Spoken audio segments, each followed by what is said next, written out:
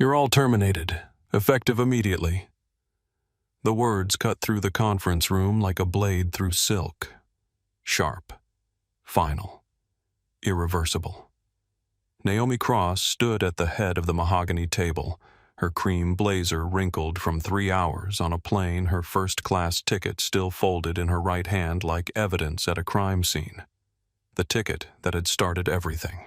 Seat 1A, Atlantic Airways Flight 447, paid in full, denied on site. Around the table, 9 board members sat frozen in their leather chairs. Some gripped the armrests, others leaned forward, mouths slightly open as if waiting for the punchline that would never come.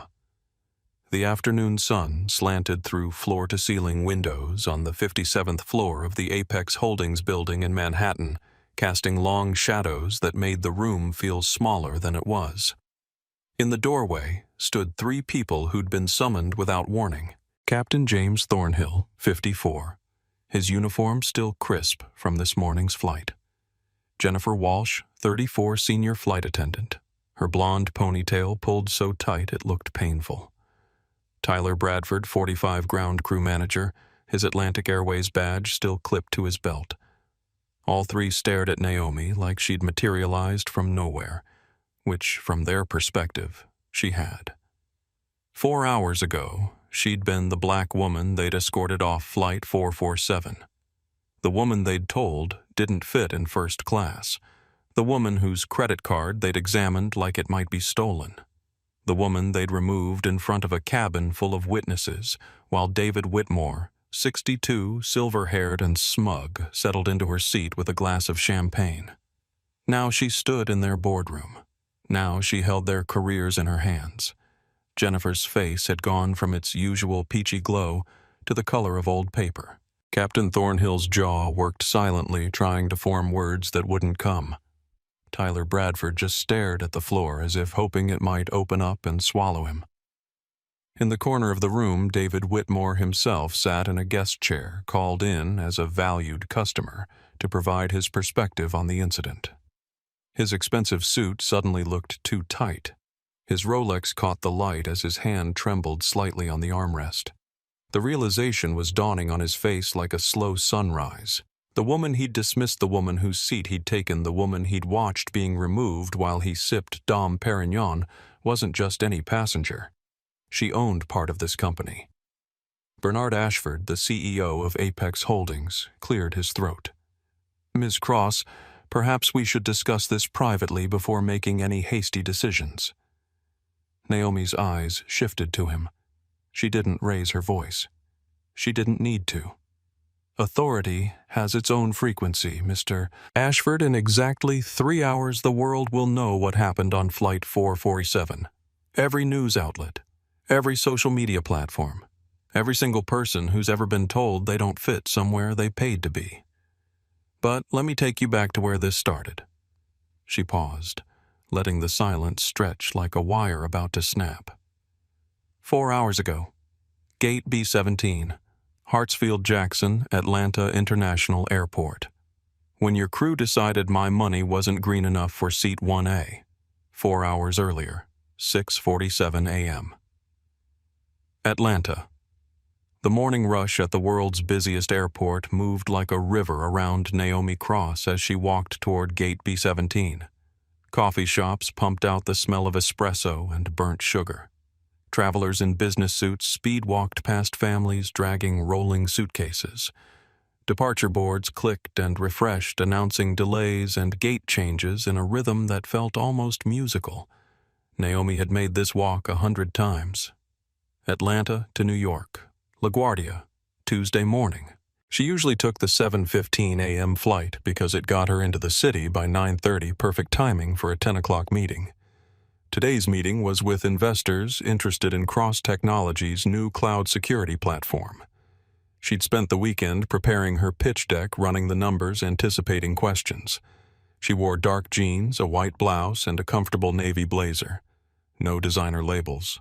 No jewelry except a simple silver watch her mother had given her when she graduated from MIT. Her natural hair was pulled back in a professional style that took exactly 7 minutes to achieve. She carried a leather laptop bag over one shoulder and pulled a small black rolling carry-on behind her. She looked like what she was, a successful professional traveling for work. She did not look, in her own estimation, like someone who needed to prove she could afford a first-class ticket. But she'd learned over 38 years of being black in America that looking like something and being treated like something were two different things entirely. At Gate B-17, the priority boarding lane was nearly empty. Most first-class passengers had already boarded during the pre-boarding for families and passengers needing assistance. Naomi pulled out her phone, tapped twice, and her digital boarding pass illuminated the screen. Atlantic Airways Flight 447, Seat 1A, First Class. The gate agent, a Hispanic woman in her 30s with a name tag reading Rosa Martinez, smiled when Naomi approached. "Good morning. Let me scan that for you." The scanner beeped. Green light. Approved. "Welcome aboard, Ms. Cross. Enjoy your flight." "Thank you." Naomi returned the smile. Rosa's eyes were kind, professional. There was no hesitation, no surprise, no moment of doubt. Just standard service. Naomi would remember this interaction later. Would remember Rosa's face when everything that came after started to unfold. Rosa would remember it too. Would testify about it, in fact. Would say under oath that Naomi Cross had been polite, professional, properly dressed, and properly ticketed when she boarded Flight 447. But that was later. Now Naomi walked down the jetway, her carry-on wheels humming against the ribbed floor. The tunnel smell of jet fuel and recycled air. The slight upward incline. The distant sound of an engine powering up somewhere on the tarmac. Ahead of her, an elderly white couple moved slowly. The man, probably in his 70s, walked with a cane. His wife held his elbow, guiding him gently. They took small, careful steps. Naomi slowed her own pace, giving them space. No reason to rush, no reason to crowd them. The plane wasn't going anywhere without all its passengers. At the aircraft door, the elderly man paused to catch his breath. "Damn knee," he muttered. "Take your time, sir," Naomi said from a respectful distance behind them. The man's wife turned, saw Naomi, and her eyebrows lifted just slightly. "Oh, are you first class too?" The question wasn't rude exactly, but it wasn't neutral either. There was surprise in it, a kind of reflexive shock that someone who looked like Naomi might be headed to the same cabin as them. "Yes, ma'am," Naomi said evenly. "Well." The woman's smile was tight, the kind that didn't reach her eyes. "Good for you. Good for you." As if Naomi had won something instead of purchased something. As if her presence in first class was a stroke of luck rather than a choice backed by $2,000 and a frequent flyer account. Naomi had heard variations of this phrase her entire life. Good for you for getting into MIT. Good for you for starting your own company. Good for you for succeeding despite. And here the sentence usually trailed off, but the unspoken end was always the same. Despite being black, despite being a woman, despite not being what we expected. She didn't respond, just waited while the elderly couple turned left into the first-class cabin. Then she followed her carry-on, bumping gently over the threshold where jetway met aircraft. And that's when it started. A flight attendant stood at the door, young, maybe 26, with warm brown eyes and a name tag that read Carlos Reyes. He smiled as Naomi entered. "Good morning, welcome aboard." His smile was genuine, not performative, not surprised, just welcoming. Naomi made a mental note of his name. Carlos. In a few hours, she'd be very glad she remembered it. "Good morning," she replied and stepped into first class. The cabin hit her with that specific luxury that premium seating always had. Cream-colored leather seats arranged in a 2-2 configuration. Real wood paneling along the walls, not the plastic imitation you saw in economy. Ambient lighting that somehow made everyone look rested even at 6 in the morning. The air smelled like expensive cologne and fresh coffee and something floral, maybe lavender, from the hot towels they'd distribute before takeoff. 8 rows of first class, 16 seats total. Most were already occupied. Business people settling in with laptops and newspapers. A woman in row 3 typing furiously on her phone. The elderly couple from the jetway making their way slowly to row 5. Naomi's seat was in row 1, left side. Window, seat 1A. The best seat on the plane if you cared about such things. First aboard, first to deplane extra legroom closest to the front galley for fastest service. She'd selected it specifically 3 weeks ago when she'd booked the flight, paying an extra $85 for the premium position. She located the row and stopped. Someone was already sitting in 1A. A white man, probably early 60s, with carefully styled silver hair and a navy suit that probably cost more than most people's monthly rent. He'd already made himself comfortable. His carry-on and Hermes bag Naomi recognized from its distinctive orange and brown pattern was stowed in the overhead bin. His shoes were off expensive Oxford loafers, positioned neatly under the seat in front of him. He held a crystal champagne flute in his left hand, already a third empty. The Wall Street Journal was spread across his lap, open to the business section. He looked in every possible way like someone who fit exactly where he was. Naomi checked her phone again. Boarding pass still showed seat 1A. No mistake. She took a breath, kept her voice friendly, and approached. "Excuse me, sir. I think there might be a seating mix-up. This is my assigned seat." The man looked up from his newspaper. His eyes traveled from her face to her laptop bag, to her rolling carry-on, to her comfortable flats, then back to her face. The scan took maybe 3 seconds. 3 seconds in which Naomi felt herself being appraised, categorized, and found wanting. She'd felt this look before, countless times. In department stores where security had followed her, in conference rooms where clients had assumed she was someone's assistant, in restaurants where hosts had tried to seat her near the kitchen. It was a look that said, "You don't match my expectations for this space." "I sit here every Tuesday and Thursday," the man said, returning his eyes to his newspaper as if the matter was settled. "You must be mistaken." His tone was casual, not angry, not even particularly rude, just certain. The certainty of a man who'd spent his whole life being told yes and had forgotten that no was even possible. Naomi felt the familiar warmth start in her chest. The warmth that came from a lifetime of moments exactly like this one. But she kept her voice level. "I have seat 1A confirmed on my boarding pass. Would you mind checking yours?" The man, still not looking up, took a slow sip of his champagne. Set the glass down with deliberate care in the holder beside his seat. Finally, with visible reluctance, he lifted his eyes to meet hers. "Young lady," he said. And that phrase, young lady, carried more condescension than most full sentences. "I've been flying this route for 6 years. I'm a Diamond Premier Elite member. They hold this seat for me. I understand you may have an arrangement?" Naomi said, each word measured, "But I purchased this specific seat 3 weeks in advance. I have confirmation right here." She turned her phone screen toward him, displaying her boarding pass clearly. "Seat 1A. He barely glanced at it. "System error. Happens all the time with online bookings. Talk to the gate agent. I'm sure they can sort you out with another seat." Sort you out? As if she were a problem to be solved. A glitch in his routine. Behind Naomi, another passenger cleared his throat impatiently, a white man in his 40s already holding his own boarding pass, annoyed at the holdup. "Excuse me," he said, not quite polite. "Some of us are trying to get to our seats." Naomi stepped aside slightly, letting him pass, but didn't move away from row 1.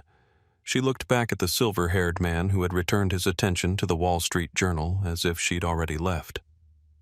"Sir," she said, her patience beginning to fray around the edges, "I'd really appreciate if you could just verify your boarding pass.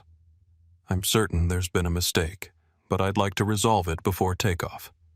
There's no mistake on my end. He turned a page of his newspaper, the paper crinkling loudly. I've sat in this seat every week for 6 years. I have an understanding with Atlantic Airways. Now, if you'll excuse me, you're blocking the aisle and other passengers are trying to board. An understanding. An arrangement. These words that meant rules apply to other people, not to me. Naomi was about to respond when she heard footsteps approaching from behind, heard a voice that carried just enough authority to make people turn. Is there a problem here? Naomi turned to see a flight attendant approaching. A woman, maybe 34, with blonde hair pulled into a bun so tight it looked painful. Her makeup was immaculate. Her uniform was crisp. Her name tag read, Jennifer Walsh, Senior Flight Attendant. And her eyes, Naomi noticed immediately, were already slightly narrowed, already making assumptions about who was causing the disruption. Yes, Naomi said, keeping her tone professional. This gentleman is sitting in my assigned seat. Jennifer looked at the silver-haired man, then at Naomi, then back at the man. The calculation happened in her eyes instantly. Older white man in expensive suit, comfortable and settled, clearly irregular.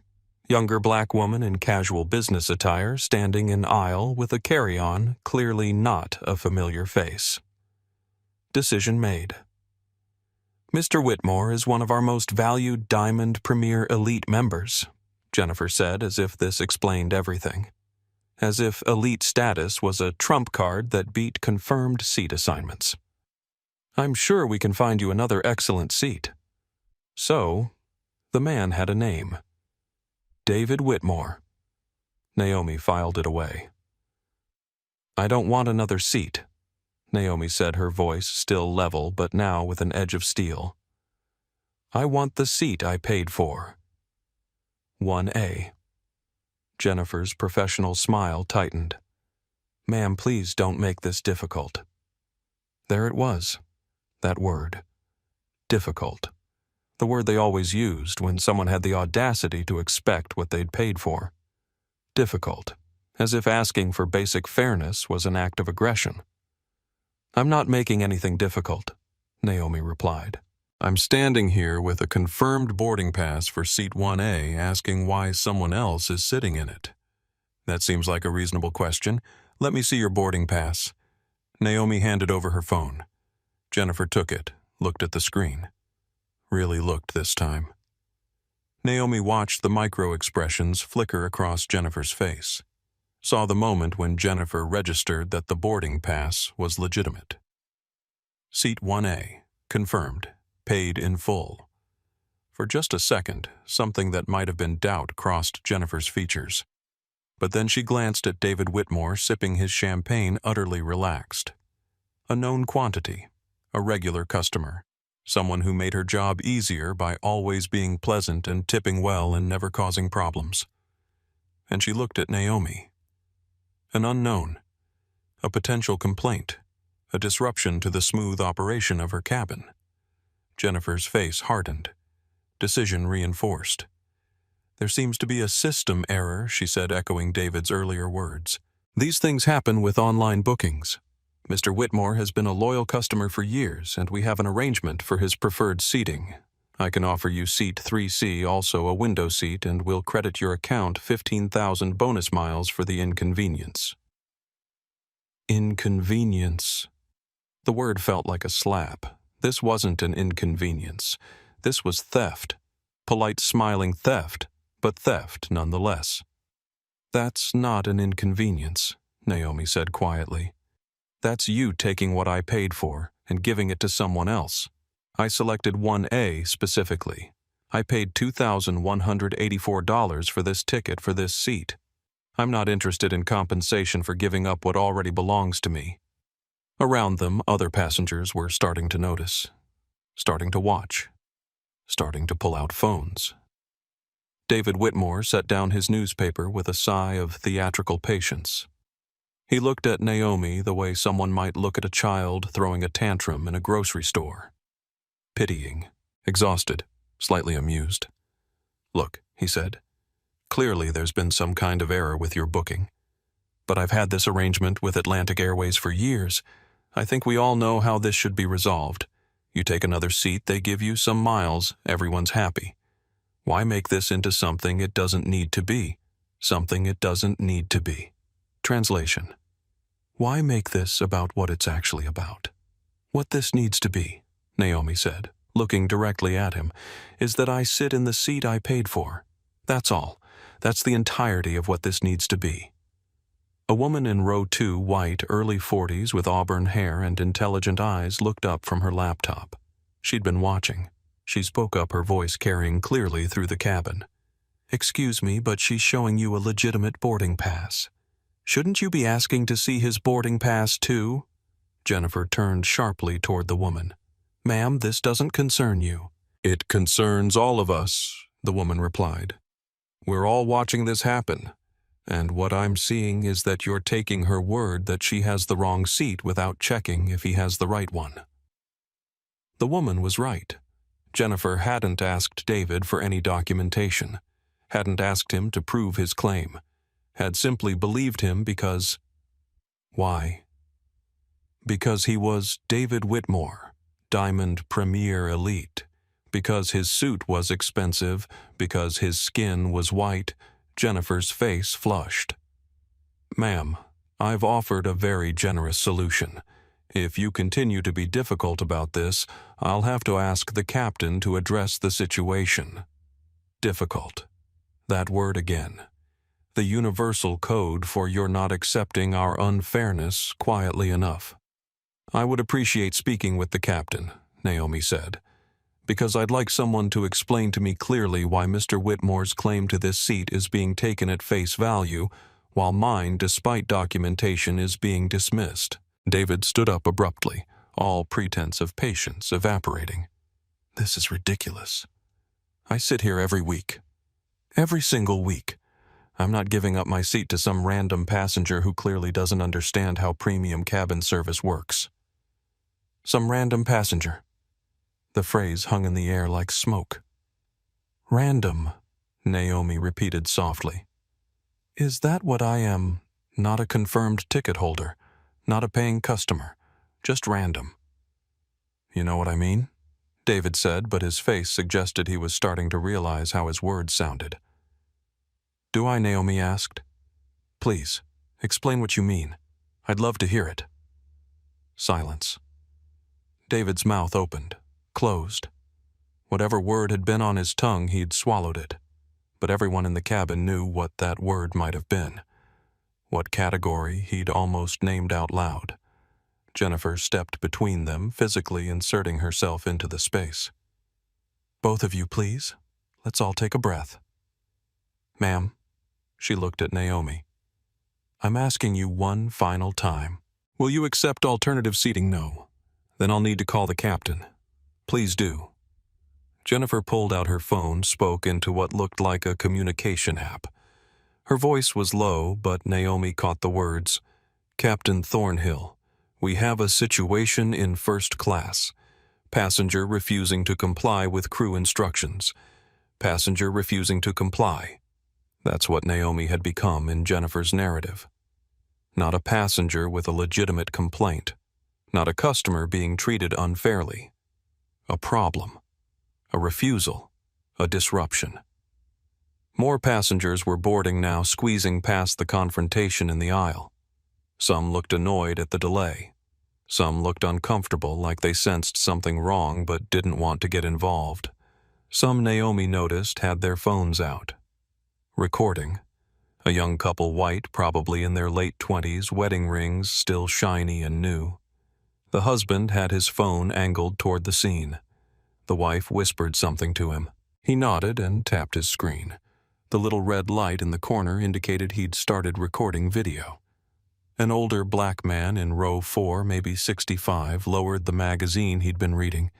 His eyes found Naomi's. Something passed between them. Recognition. Understanding. He knew exactly what was happening here, had probably seen it happen in one form or another countless times before. Carlos, the young flight attendant who'd greeted Naomi at the door, appeared from the front galley. He'd been listening, watching. His face showed distress, like he wanted to say something but didn't have the authority or the courage to contradict his senior colleague. Jennifer noticed him. "Carlos, I've got this. Go check that the rear cabin is boarding properly." Carlos hesitated. His eyes met Naomi's for just a second. She saw the apology there, the recognition that this was wrong. But he was junior, new, probably still in his probationary period. Speaking up could cost him his job. He left. Jennifer turned back to Naomi, her expression now fully hardened into bureaucratic authority. "Ma'am, the captain is on his way. I'm giving you a final opportunity to make this easy. Accept seat 3C or face the possibility of being removed from the flight entirely." There it was. The threat that had been hovering under everything since this started. Comply or be removed. Give up what's yours or lose everything. Naomi looked at Jennifer. At David Whitmore still standing, still holding his champagne glass, still utterly confident he would win this. At the other passengers watching. At the phones recording. She thought about her mother Diana, who'd worked 3 jobs and still found time to teach Naomi that respect wasn't negotiable.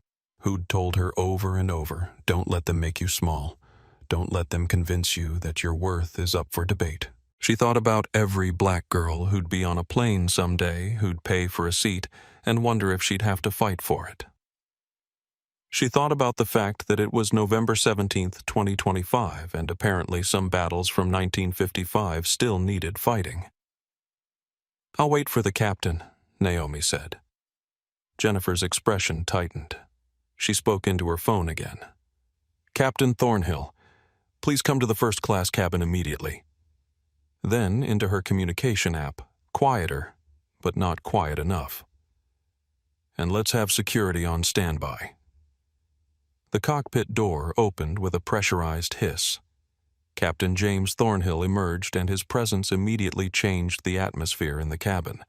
He was tall, well over 6 feet, with broad shoulders, and the kind of natural authority that came from 3 decades of being in command. His hair was graying at the temples. His uniform was immaculate, with 4 perfect stripes on each shoulder, and his expression suggested he was already annoyed before he fully understood the situation.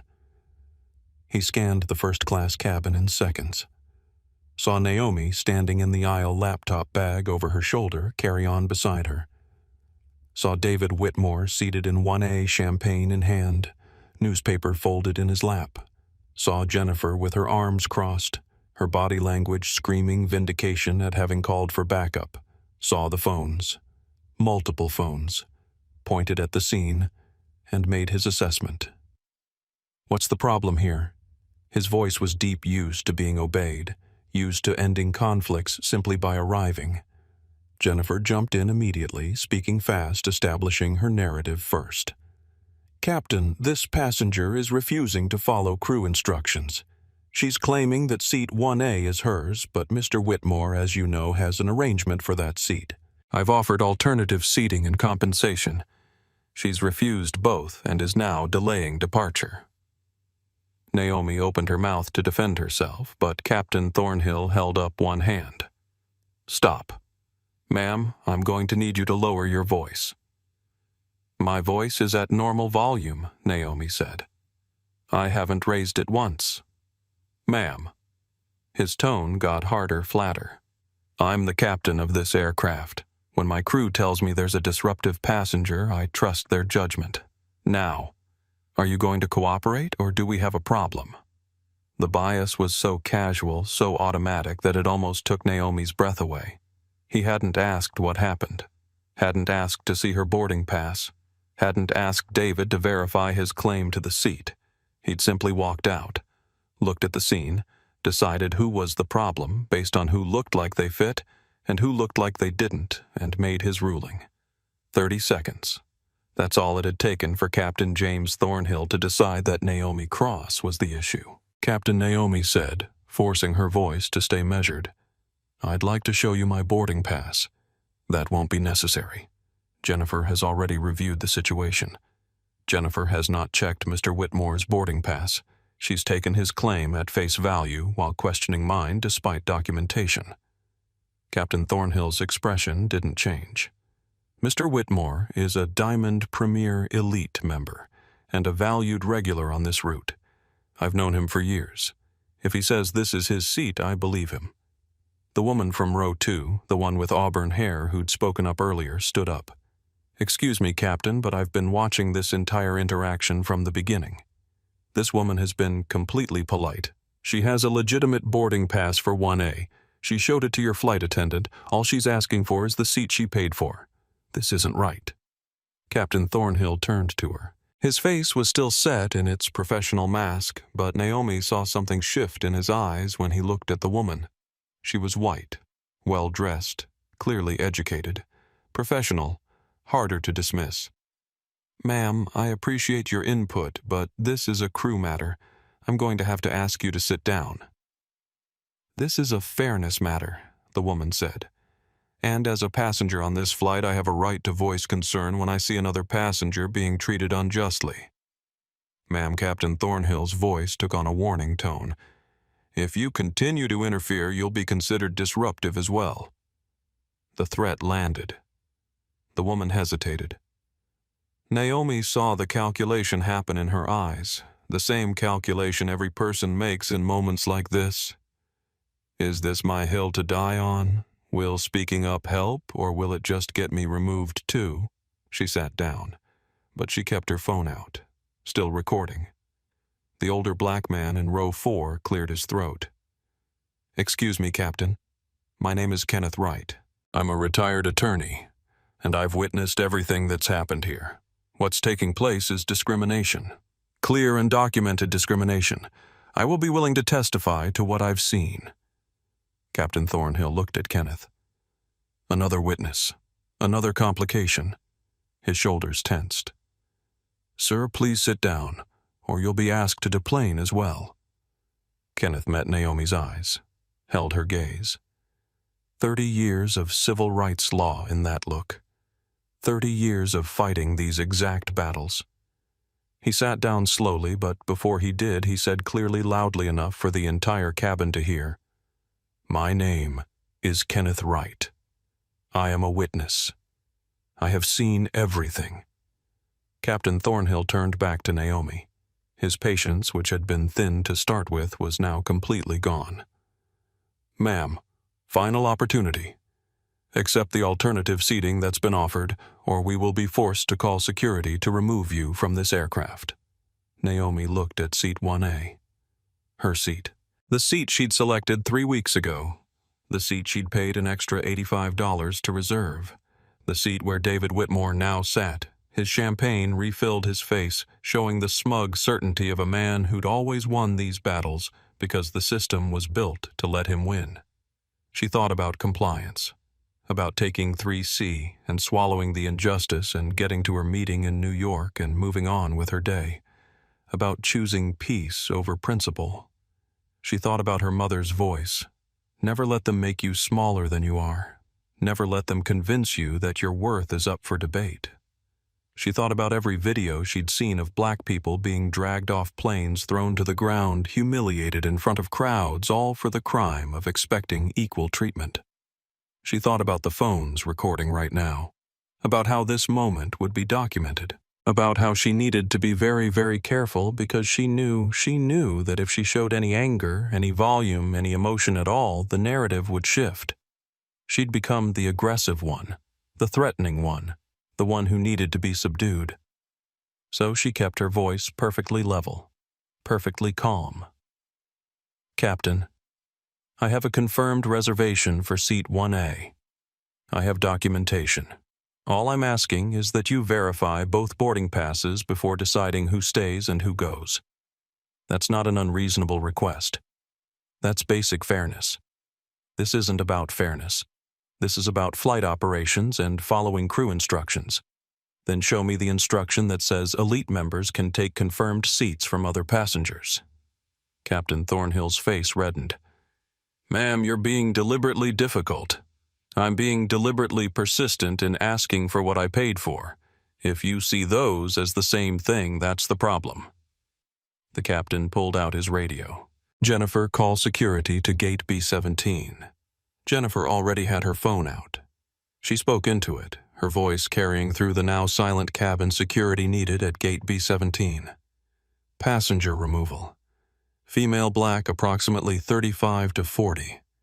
Potentially aggressive. Potentially aggressive. Naomi hadn't raised her voice once, hadn't made a single threatening move, had simply stood in an aisle holding a boarding pass asking for a seat. But Jennifer had called security, had specified her race, had labeled her as potentially aggressive. Every black person in that cabin felt those words land like stones. Naomi closed her eyes for just a second, felt the weight of every year of her life compress into this moment. Every time she'd been followed in a store, every time someone had clutched their purse in an elevator, every time she'd been told in 1,000 small ways that she didn't fit. When she opened her eyes, her voice was quiet but absolute. "Call whoever you need to call. But everyone here is watching. Everyone recording is documenting. When this is over, when the truth is clear, every person who participated in this will have to answer for it." Captain Thornhill stared at her, and maybe, just maybe, some small part of him wondered if he'd misjudged this situation. But it was too late. Security was already on the way. 2 airport security officers arrived 4 minutes later. 4 minutes during which Naomi stood in the aisle, motionless, while other passengers squeezed past her to reach their seats. 4 minutes during which Jennifer made a show of helping David Whitmore with his newspaper, refilling his champagne, doing everything possible to demonstrate that he was the valued customer and Naomi was the problem. 4 minutes during which phones recorded every second. The security officers entered through the forward door. The first was a black man, probably late 30s, with kind eyes and a name tag reading M. Johnson. The second was a Hispanic woman, early 30s, her expression professional and neutral, L. Torres. Officer Johnson saw the scene immediately. Saw Naomi, a black woman surrounded by white flight crew and a white captain. Saw the phones recording. Saw the other passengers watching with that particular kind of uncomfortable tension that meant something was very wrong. His eyes met Naomi's. Something passed between them. Instant recognition. Not of each other, but of the situation. He'd seen this before. Different plane, different people. Same story. Captain Thornhill approached the officers, his voice low but still audible to the first few rows.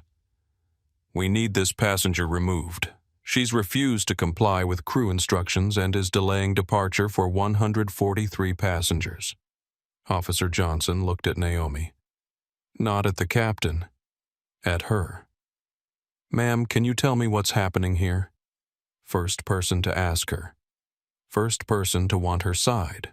Naomi gestured to her phone, still showing her boarding pass. "I have a confirmed reservation for seat 1A. That gentleman," she nodded toward David Whitmore, "is sitting in it. I've asked him to verify his boarding pass. He's refused. The crew decided to remove me instead of checking whether his claim is valid." Officer Johnson took her phone, looked at the boarding pass. "Legitimate. Confirmed. Paid in full. This shows you're assigned to 1A. "I know," Naomi said. Jennifer stepped forward. "There's a system error. Mr. Whitmore is a long-standing Diamond Premier Elite member with a standing arrangement for that seat." Officer Torres spoke for the first time. "A standing arrangement that overrides confirmed reservations?" Jennifer's face tightened. "It's complicated." "It doesn't seem complicated," Torres said. "It seems straightforward. She has documentation for this seat." "Does he?" No one answered that. Captain Thornhill, losing patience, raised his voice slightly. "Officers, I don't have time for a debate. The passenger has been offered alternative seating and generous compensation. She's refused. She's now delaying a commercial flight. I'm formally requesting her removal under Federal Aviation Regulation 121.5 and 80, authority of the pilot in command." Officer Johnson looked at Naomi with something that might have been sympathy. "Ma'am, I understand this feels unfair, but if the captain requests removal, we're legally obligated to comply with that request. Do you understand? Naomi understood perfectly. She understood that the system was built this way, that the captain had absolute authority, that she could be in the right and still lose, that justice and law weren't always the same thing. I understand, she said. But I need everyone here to understand what's actually happening. I'm being removed from a seat I paid for. No one has checked his boarding pass. No one has asked him to prove his arrangement. The only person being asked to prove they fit here is me. And you? She looked at Officer Johnson directly.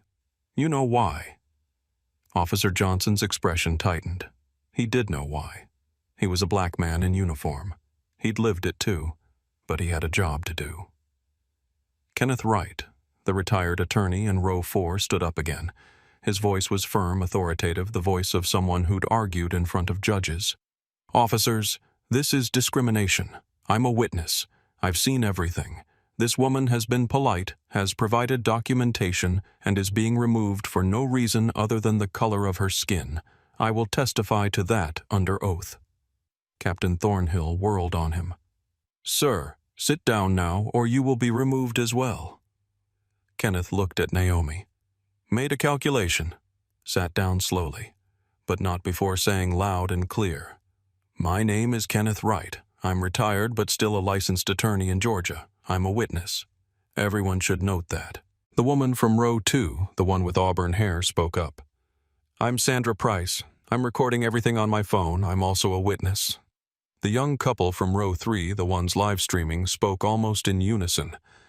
We're streaming this live. 8,400 people are watching right now. The atmosphere in the cabin shifted. This wasn't just an airline removing a passenger anymore. This was documented. This was witnessed. This was becoming something larger. Officer Torres spoke quietly to Officer Johnson. Marcus, this feels wrong. Officer Johnson. Marcus nodded slightly, but he said to Naomi, Ma'am, if you refuse to leave voluntarily, we'll have to escort you. That could result in charges, interfering with a flight crew. I'm trying to help you avoid that. He was being kind, genuinely trying to give her an out, but the out meant giving up, meant accepting the injustice, meant proving to every young black woman watching that sometimes you just have to take what they give you and be grateful it wasn't worse. Naomi felt the trap close around her. Resist physically, get arrested. Get arrested. Get charged. Get charged. Become the story instead of the injustice being the story. She thought about the footage, about how it would look, about how she needed this to be absolutely unquestionably clear that she was the victim here, not the aggressor. Under protest, she said clearly, loudly enough for every phone to catch it, I will leave this aircraft, but I need everyone to note I am complying to avoid escalation, not because this is right. I have not been disruptive. I have not been threatening. I have not raised my voice. I am being removed for being black in first class. The words hung in the air like an accusation and a prophecy. Captain Thornhill's face went red. That is completely inappropriate and defamatory. Naomi cut him off, her voice still calm, still controlled. Then prove me wrong. Show me Mr. Whitmore's boarding pass. Show me the policy that says elite status overrides confirmed seating. Show me documentation of this arrangement you keep mentioning. Can you do that, Silence? No, Naomi picked up her carry-on handle. That's what I thought. She looked at David Whitmore one last time. He'd gone very still in seat 1A, his champagne forgotten in his hand. The smugness had drained from his face, replaced by something that might have been the beginning of unease. He was looking at all the cameras, starting to realize his face was in all these videos. Enjoy your flight, Mr. Whitmore, Naomi said. I hope that seat was worth it. She walked toward the exit spine, straight chin level. Officer Torres walked beside her, not touching her, giving her respect. Officer Johnson followed behind. As Naomi passed Carlos, the young flight attendant, from the door, he whispered, "I'm so sorry. This is wrong." Naomi stopped for just a second. "What's your name, Carlos?" "Carlos Reyes. Remember this moment, Carlos. Remember what you saw here."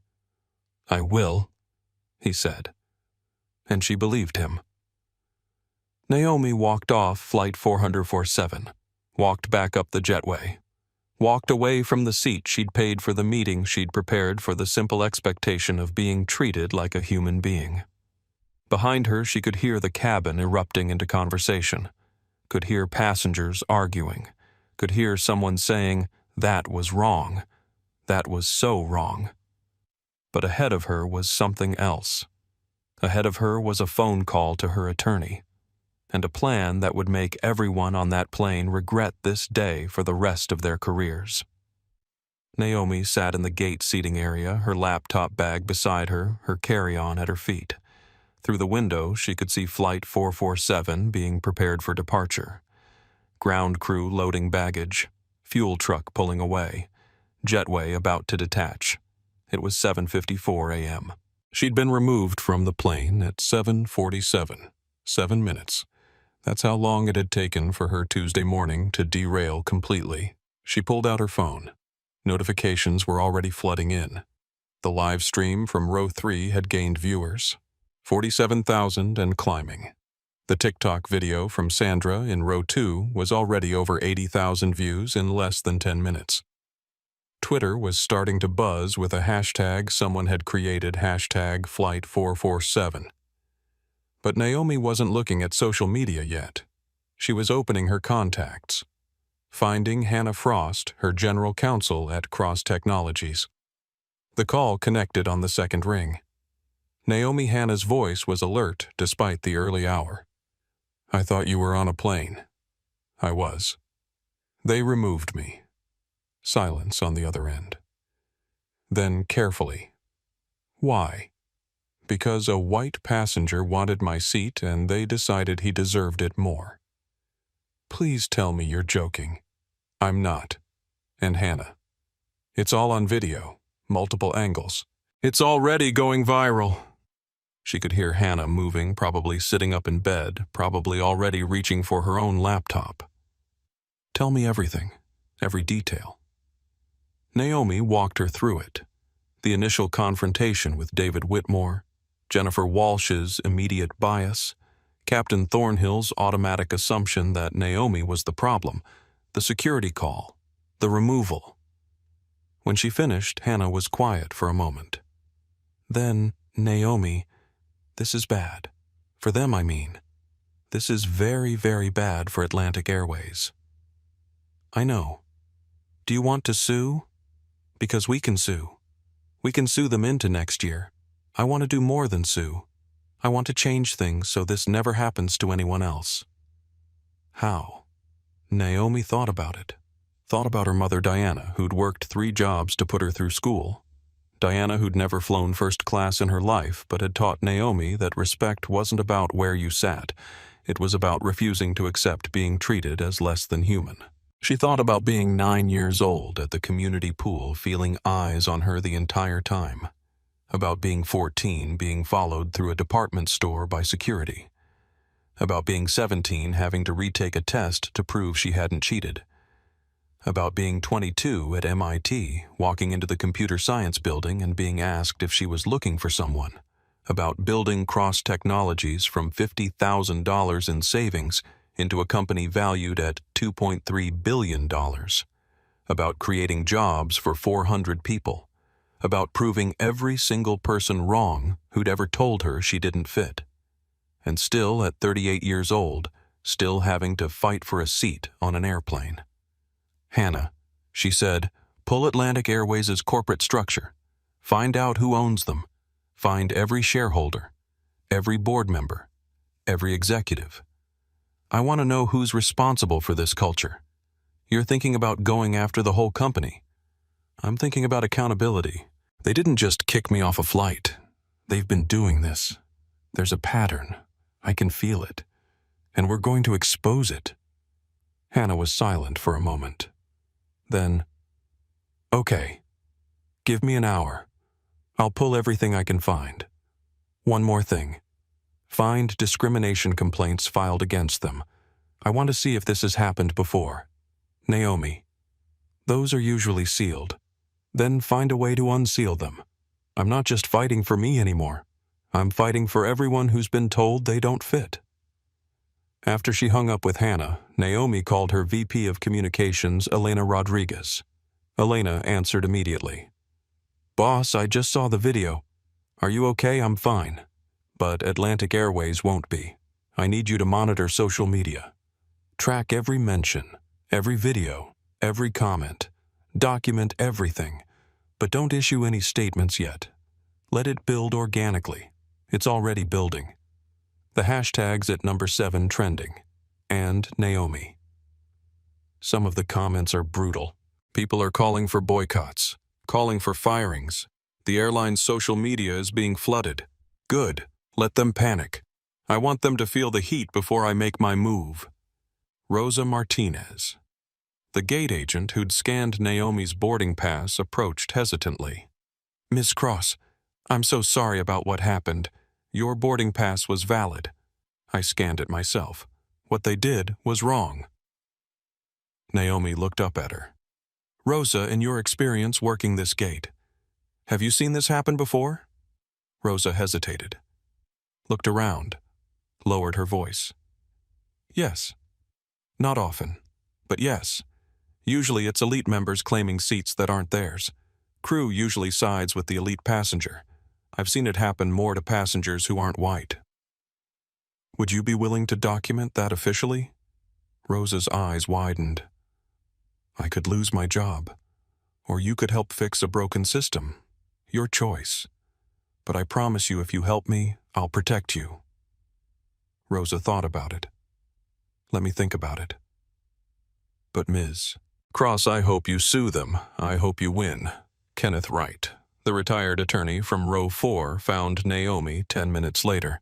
He'd gotten off the plane, deliberately missed his flight. Ms. Cross, I wanted to give you my contact information. I saw everything that happened. I'd like to help in any way I can. Naomi took his card. Kenneth Wright, attorney at law, retired but still listed with the Georgia Bar. Why did you get off the plane? She asked. Because some things are more important than being on time. I'm 67 years old. I marched in Selma. I fought for civil rights before you were born. And I watched you stand in that aisle with more composure than they showed you, and I thought I'm not just going to be a witness who stayed silent. Naomi felt unexpected emotion rise in her throat. Thank you. Don't thank me. Just promise me you'll fight this. All the way. Because people like me, we did our part. But the fight isn't over. Your generation needs to finish it. Sandra Price from row 2 also came looking for Naomi. I recorded everything. Do you want me to send it to you? Please. And one more thing. Would you testify about what you saw? Absolutely. What they did to you was wrong. I have 2 daughters. I don't want them growing up in a world where that's acceptable. Naomi's phone buzzed. Hannah calling back earlier than expected. Naomi, you're not going to believe this. Atlantic Airways is a subsidiary of Apex Travel Holdings, publicly traded. And guess who owns 4.7% of Apex through the Cross Technologies Venture Fund? Naomi's breath caught. We do. You do. From that 2019 investment in the travel tech sector.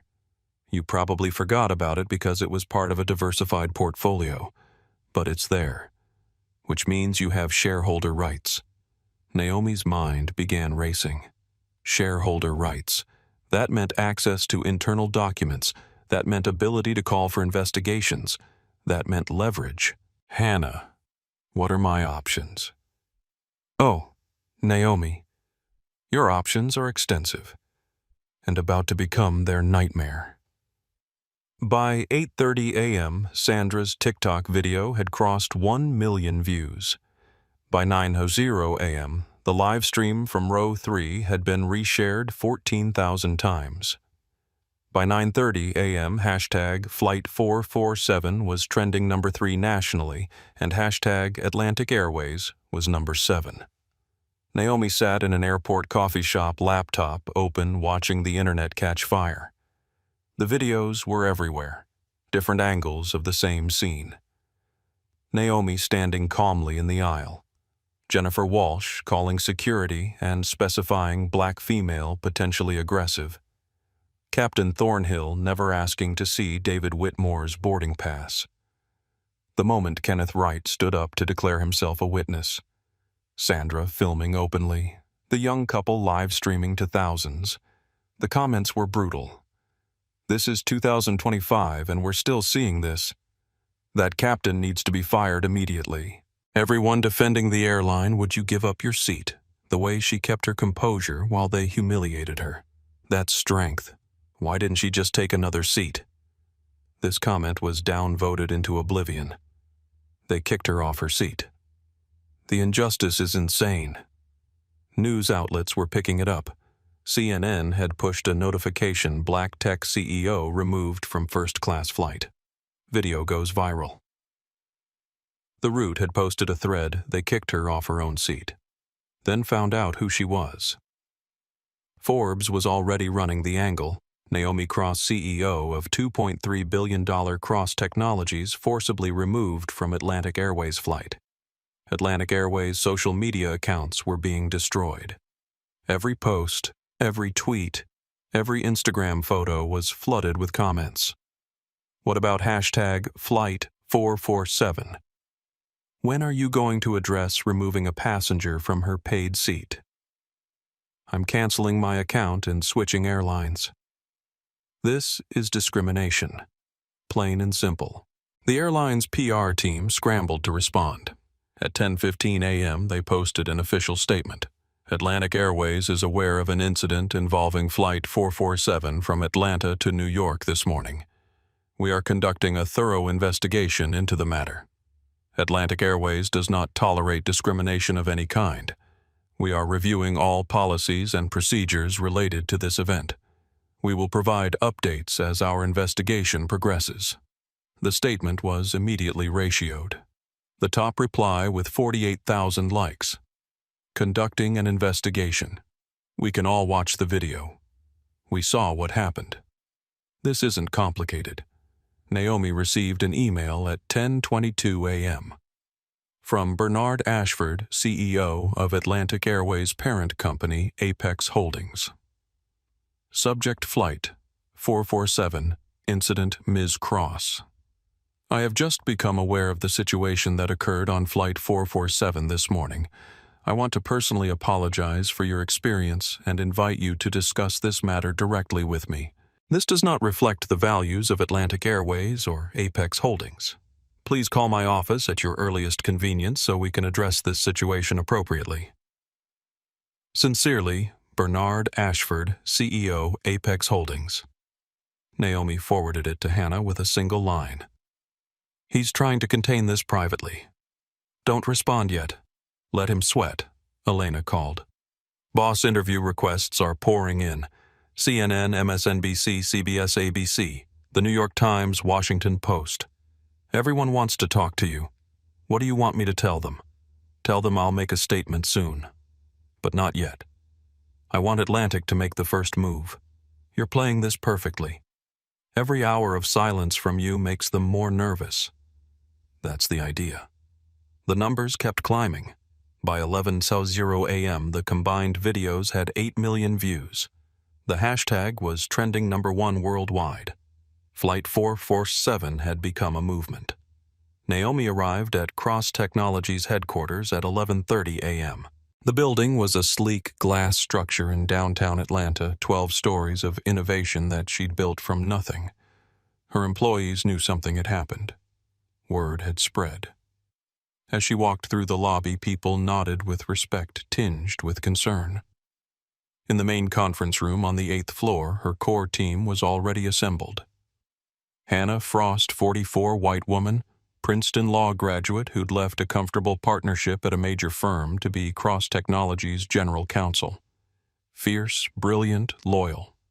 Elena Rodriguez, 36, Hispanic VP of Communications who'd built Crosstech's brand from scratch. Street smart and strategic. James Sullivan, 51, white CFO who'd walked away from Goldman Sachs to help Naomi build something meaningful. Numbers genius with a conscience. Dr. Marcus Chen, 39, Asian American Chief Data Officer, MIT PhD, who could make data tell stories that changed minds. Simone Baptiste, 47, Black woman, HR Director. 20 years in corporate human resources who'd seen every type of workplace discrimination and knew how to document it. The conference table was covered with documents, laptops, open screens, showing analytics and legal filings and financial data. Hannah started. Okay, here's what we have. Atlantic Airways is fully owned by Apex Travel Holdings. Apex is publicly traded market cap $14.7 billion. Through your 2019 venture investment in travel technology, Cross Technologies owns 4.7% of Apex. That's significant, James said. That's enough for real shareholder rights. You can demand board meetings, access internal documents, push for investigations. Hannah pulled up a document. More interesting, there are 47 pending discrimination complaints against Atlantic from the past 3 years. 47. All settled quietly with non-disclosure agreements. None went to litigation. None made the news. Naomi felt anger rise in her chest. They've been paying people to stay quiet. Exactly. And those NDAs probably unenforceable if we can prove a pattern of civil rights violations. Silencing victims of discrimination is itself illegal. Elena shared her screen. Social media update. The videos have passed 8 million combined views. Sentiment analysis, 78% supporting you, 14% defending the airline, 8% saying you should have accepted another seat. What about the airline's stock? James pulled up a chart. Apex Holdings opened at $142 a share this morning. It's currently at $136.50. That's down 3.8%. Market cap loss of approximately $560 million. Naomi let out a low whistle. In 4 hours, investors are panicking. If this continues, shareholders will demand heads roll. Dr. Chen had been working quietly on his laptop. He looked up. I've been running an analysis. I scraped social media mentions of Atlantic Airways discrimination complaints over the past 5 years. Found 147 public complaints with similar patterns to what happened to you. 89 involved passengers of color being reseated or removed. 23 specifically mentioned first-class disputes with elite members taking assigned seats. He pulled up another screen. And I cross-referenced the elite passengers named in complaints. 12 names appear multiple times. David Whitmore. He's been named in 9 previous incidents. The room went quiet. 9, Naomi said. David Whitmore has done this 9 times. 9 times that people complained publicly about. Probably more that went unreported. And Atlantic Airways knows. They've compensated passengers. They've moved people. But they never stopped him from doing it again. Simone spoke up, her voice hard with controlled anger. I pulled EEOC complaints from employees. Atlantic has 23 open investigations from their own staff. Flight attendants, ground crew pilots, all claiming racial discrimination in work assignments. She distributed printouts. Black flight attendants say they're put on less desirable routes. Hispanic ground crew say they're passed over for promotions. There's a cultural problem here, not just isolated incidents. Hannah leaned forward. So here's our strategy. We have shareholder rights. We can demand an emergency board meeting under Clause 14B to investigate discrimination. We need documented evidence of practices that harm company reputation or violate federal law. We have both. The viral videos are documentation. The stock drop is harm. The EEOC complaints are federal violations. How fast can we trigger it? Naomi asked. By law, they have to convene within 48 hours of formal request. But here's the aggressive move we demand it happens today. Emergency clause. We argue ongoing social media crisis constitutes emergency requiring immediate action. Naomi thought about her mother. About Diana's words. When you fight, fight smart. Use their rules against them. Make them answer for what they've done. Do it. I want that board meeting within 6 hours. They'll fight it. Let them. Every hour they delay is another hour of Flight 447 trending. Their stock will keep dropping. They'll fold. James nodded. I've been watching unusual trading. Someone's buying Apex stock on the dip. Big positions. Someone thinks this blows over. Naomi smiled. It wasn't a pleasant smile. They're wrong. Elena interrupted. One more thing. Sean King wants to talk to you. Ben Crump's office called. NAACP wants a statement. Schedule them for after the board meeting. I want resolution before I speak publicly. The team spent the next 2 hours building the case. Hannah drafted the emergency shareholder meeting request, citing specific clauses and attaching documentation. Elena prepared communications strategy.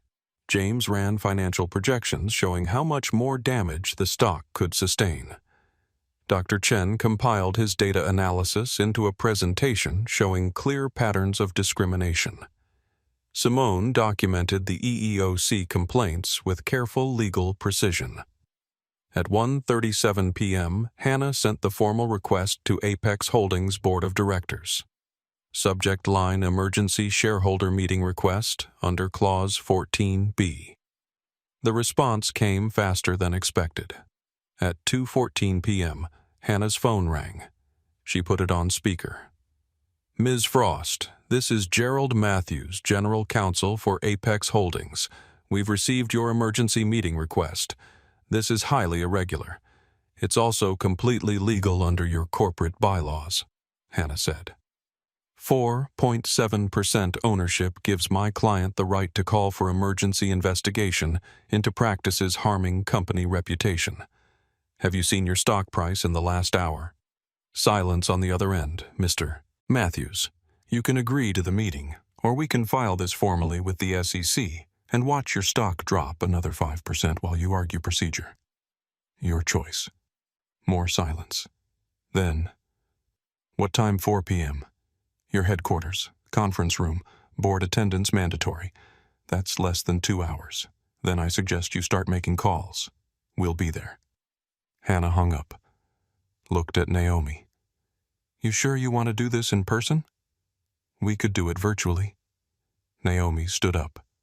No, I'm going there. I'm sitting in that room. I'm looking them in the eye. If they want to tell me I don't fit somewhere, they can do it to my face. What airline? Elena asked with a slight smile. Naomi returned it. Not Atlantic. While the team prepared for New York, Naomi sat alone in her office. 38th floor corner office, floor-to-ceiling windows overlooking Atlanta's skyline. On her credenza sat photos her mother Diana at Naomi's MIT graduation, her team at the Cross Technologies ribbon-cutting ceremony, her company's logo, the one she'd designed herself, representing the intersection of innovation and accessibility. She held the boarding pass from Flight 447 in her hands, still folded, still crisp. Physical proof of what had happened. And she thought about how she'd gotten here. Age 9. Charlotte, North Carolina, 1996. Summer. Her mother had taken her to the community pool, public pool open to all residents. The white woman at the entrance had looked at them. This pool is for residents only. Diana had shown their resident card. We live at 340 Brookshire. The woman's face had changed. Oh, I didn't realize any residents lived there. Any residents. Meaning black families. They'd swum that day. But Naomi had felt eyes on her the entire time. Her mother's posture had stayed straight the whole time. Hadn't let the stares touch her composure. That night, Diana had sat 9-year-old Naomi down. Baby people are going to question whether you fit in places. Their doubt says nothing about you. It says everything about them. Don't let them make you small. Age 14. Different memory, same lesson. Shopping for a homecoming dress. Department store in Charlotte. Security guard following them through the racks. Her mother had noticed, had stopped, had turned to face him. Is there something you need? Just doing my job, ma'am. Your job is to follow paying customers, or just black ones. The manager had come over, had apologized, but the damage was done. The assumption had been made. Age 17. Advanced Placement Computer Science class. Only black student. Only female student. Teacher Mr. Donovan handing back tests. Naomi had scored 98%. Naomi, did you have help with this test? Help, meaning did you cheat? She had to retake the test. Supervised. Watched. Monitored like a criminal. She'd scored 99% the second time. Mr. Donovan had said nothing. No apology, no acknowledgement, but Naomi had learned excellence doesn't protect you. Sometimes it makes the suspicion worse. Age 22. MIT undergraduate. Walking into introductory computer science lecture. 300 students. Professor doing roll call. Got to her name, Naomi Cross. She'd raised her hand. Here. Oh. The professor's face had shown surprise. I had you marked as Charles Cross in my roster. Computer error. But his face told the truth. He'd assumed Charles was a man's name. Had assumed someone white would answer. Age 28. The breaking point. Performance review at Microsoft. She'd exceeded every target. Delivered every project. Received praise from clients. But her manager had said, "You're too aggressive in meetings. Not a culture fit. Maybe consider roles in different departments." Different departments. Meaning departments with more black employees. Meaning we don't want you here. That night, Naomi had sat in her apartment and cried. First time she'd cried about work in years. Then she'd stopped crying. Had opened her laptop. Had started writing a business plan for her own company. If they wouldn't make room at their table, she'd build her own table. Age 29. Founding Cross Technologies. $50,000 in savings. Every penny she had. Tiny office in Atlanta. Couldn't afford Silicon Valley rent. First hire Hannah Frost, lawyer who believed in her vision. Second hire James Sullivan, CFO who left Goldman Sachs to join a startup. Built a team of people who'd been overlooked. Women passed over for promotions. People of color told they weren't culture fits. Built company culture from scratch. Core values written on the wall. Merit, not pedigree. Ideas, not appearance. Excellence, not conformity. Age 31. First major investment pitch. Venture capital firm. All white, all male. Software for supply chain optimization, one had said. Seems like a crowded space. Not for enterprises in developing markets, Naomi had replied. Do you really understand those markets? Translation as a black woman. Do you understand real business? They'd passed on the investment. 6 months later, Salesforce had become her first Fortune 500 client. The VC firm had called back. Would you consider another round of funding? Naomi had said. No. Present moment. Her office. Naomi looked at the boarding pass again. Realized Flight 447 was just the latest iteration. She'd been fighting for her seat, literal and metaphorical, her entire life. But this time was different. This time she had power. Real power. Resources. Leverage. This time she could do something about it. Not just for herself. For every black girl in AP Computer Science being accused of cheating. For every black woman in meetings having ideas stolen. For every black professional told they're not a culture fit. For everyone who'd been told in 1,000 small ways, this seat isn't for you. Her phone rang. Hannah. They agreed. Emergency board meeting at 4 p.m., Apex Holdings headquarters in New York. You need to be on a plane in 30 minutes if you want to make it. Naomi checked the time. 2:43 p.m. Book me the next flight. Not Atlantic. Already done. Delta. You're on the 315, first class, seat 2A. Of course, seat 2A. Same seat number, different airline. The symmetry was almost funny. She stood up, grabbed her laptop bag, looked at the boarding pass from Flight 447 one more time, then she put it in her pocket. She was going to need it. Delta Flight 1025 to New York, boarding at Gate T4. The contrast started immediately. The gate agent, a black woman, probably in her 50s, smiled with genuine warmth when Naomi approached. Ms. Cross, we've heard about what happened to you this morning. We're so sorry. We're honored to have you fly with us. No side-eye, no suspicion, just professional courtesy. Thank you, Naomi said. And we've upgraded you to first-class complimentary, no charge. Just our way of saying we try to do better. Walking down the jetway felt different this time. No elderly couple questioning her presence. No loaded looks. Just the normal sound of her carry-on wheels against the ribbed floor. The flight attendant at the door, a Hispanic man probably in his early 40s, greeted her warmly. Welcome aboard, Ms. Cross. Anything you need, just let me know. Normal service, the way it should be. Seat 2A, window, first row. Same position as this morning, but the experience couldn't have been more different. Naomi settled in, pulled out her laptop, connected to in-flight Wi-Fi before they even pushed back from the gate. Twitter was on fire. Hashtag Flight 447 was still trending #1, now with over 18 million tweets. The story had gone international. BBC American CEO removed from flight in discrimination incident. The Guardian airline passenger removal sparks outrage. CNN had it as their lead story. But more interesting were the new developments. Atlantic Airways employees were speaking out.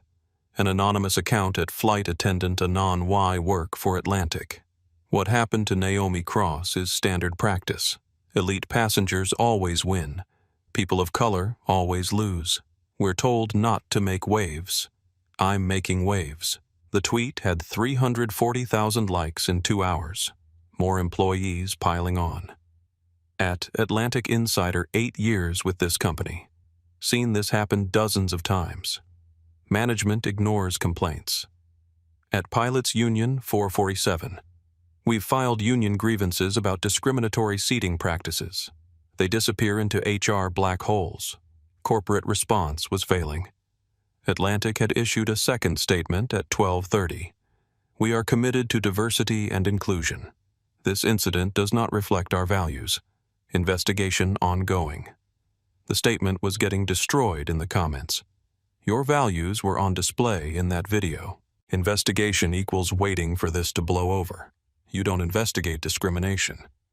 The DOT does. Political figures were weighing in. Senator James Baldwin. What happened to at Naomi Cross is unacceptable. I'm calling for DOT investigation into at Atlantic Air discriminatory practices. Representative Alexandria Ocasio-Cortez. This is what racism looks like in 2025.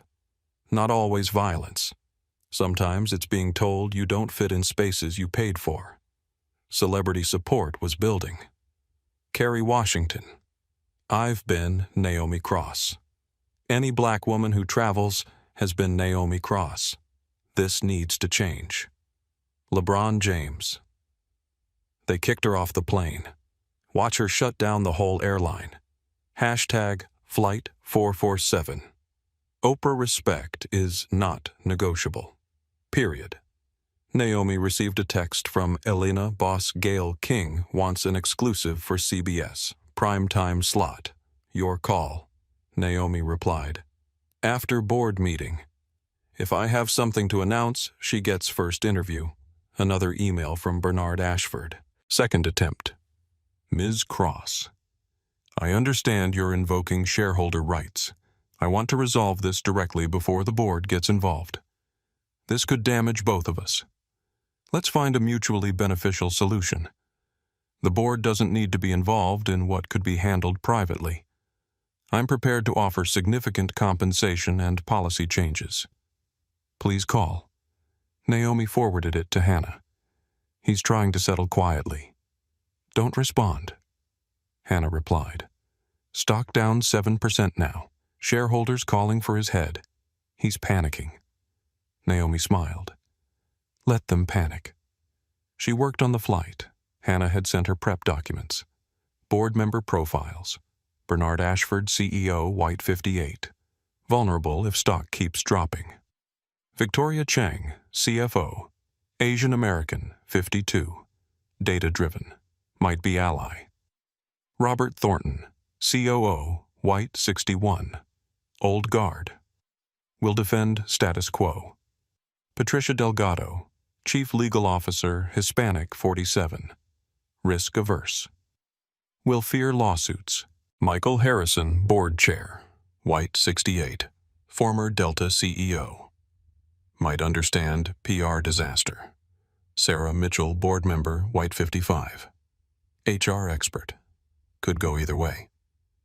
James Wilson, Board Member, White 49. Investor rep. Only cares about stock price. 3 others, all white, all male, all over 60. Naomi's strategy was clear. Appeal to Victoria with data. Appeal to Patricia with legal risk. Appeal to Michael with industry reputation. Appeal to James with stock price. Appeal to Sarah with HR ethics. The old guard would resist. She needed 6 of 9 votes.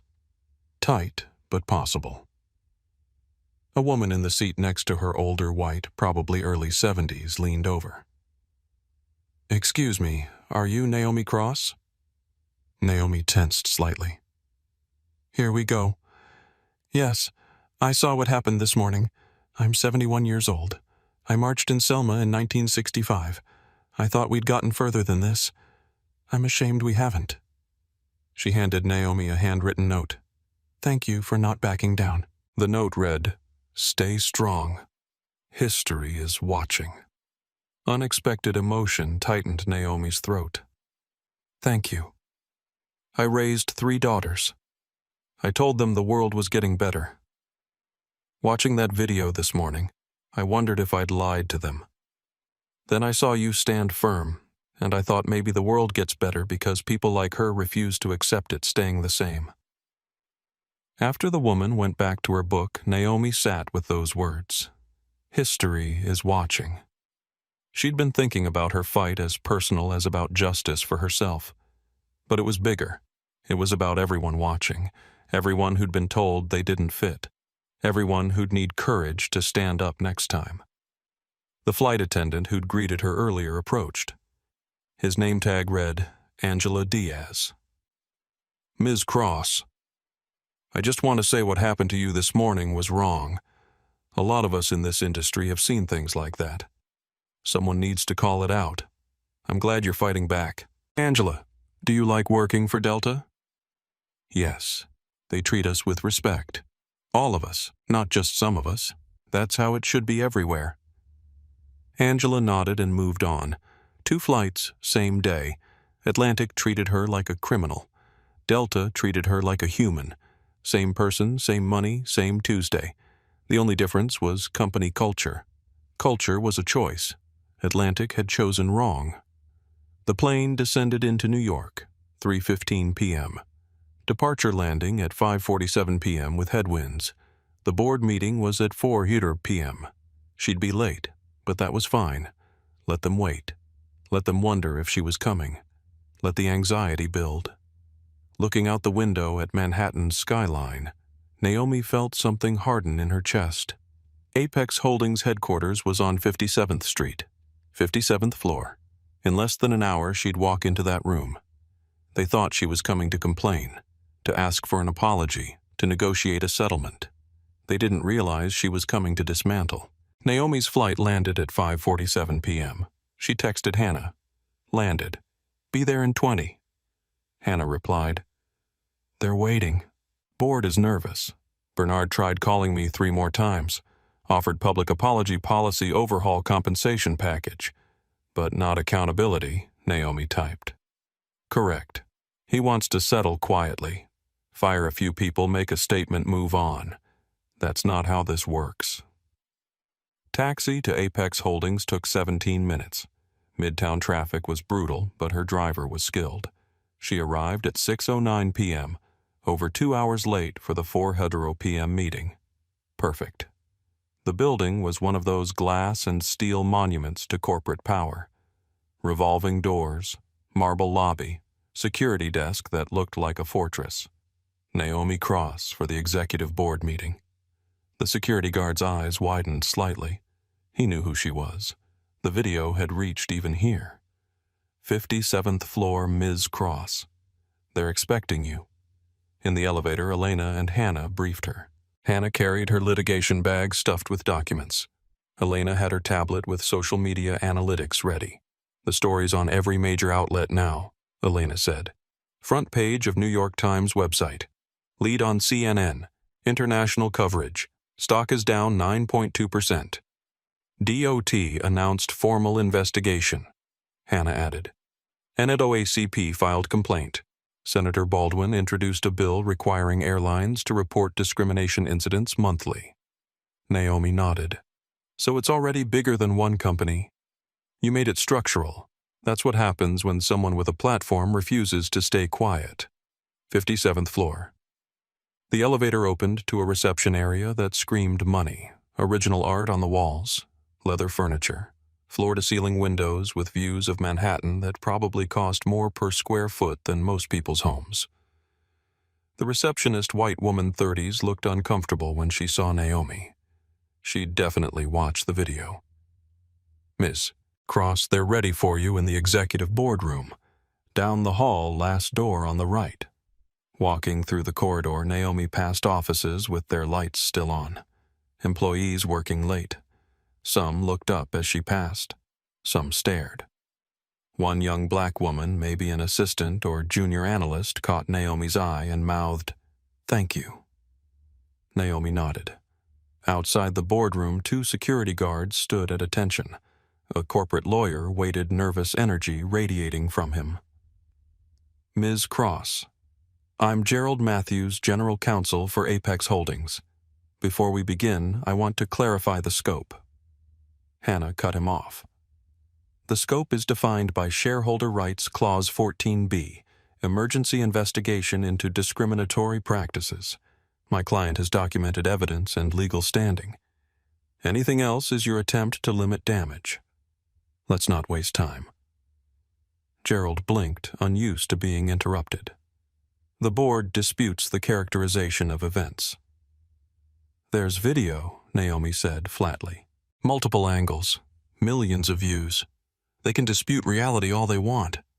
Facts don't care. Gerald looked like he wanted to argue but thought better of it. Very well.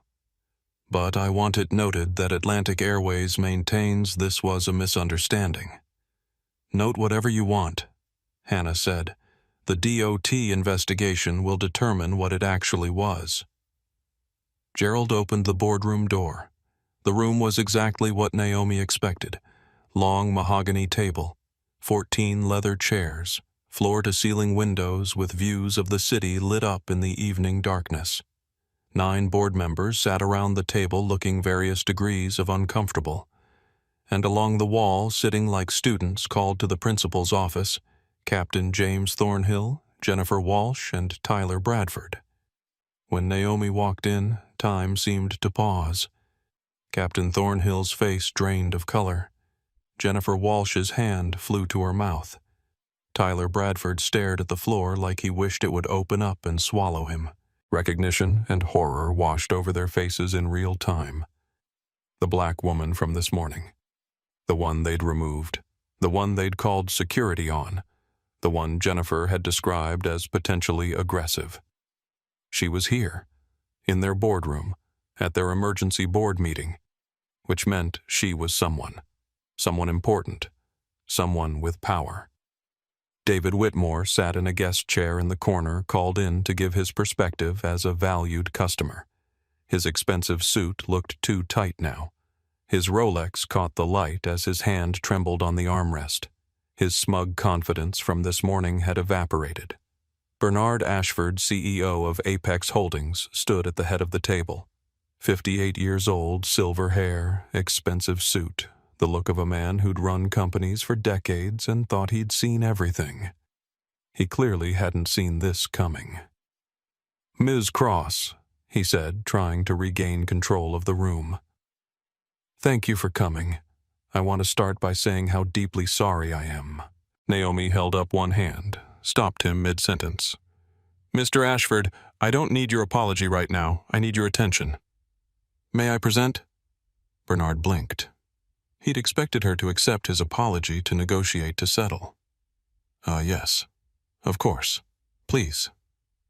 Naomi walked to the head of the table. Didn't ask permission. Just took the position. Claimed the space. Bernard had to sit down. Had to yield the floor. Alpha move established. Hannah distributed 3 ring binders to each board member. They opened them to find Tab 1 timeline of Flight 447 with video stills. Tab 2 witness statements from Sandra Kenneth. Carlos Rosa. Tab 3 financial impact including stock price and social media metrics. Tab 4 pattern analysis showing 47 pending discrimination complaints. Tab 5 employee EEOC complaints showing 23 open investigations. Tab 6 comparative airline policies. Tab 7 proposed remediation plan. Naomi began. Her voice was calm, professional, and absolutely unshakable. "Good evening. My name is Naomi Cross. At 7:08 this morning, I boarded Atlantic Airways Flight 447 with a confirmed first-class ticket for Seat 1A. At 7:54 a.m., I was forcibly removed from that aircraft, not because I was disruptive, not because I violated policy, but because a white passenger wanted my seat and your crew decided he deserved it more." Michael Harrison, board chair, former Delta CEO, spoke up. "Ms. Cross, we've all seen the video. It's disturbing. But surely there's context we're missing." "There is context," Naomi said.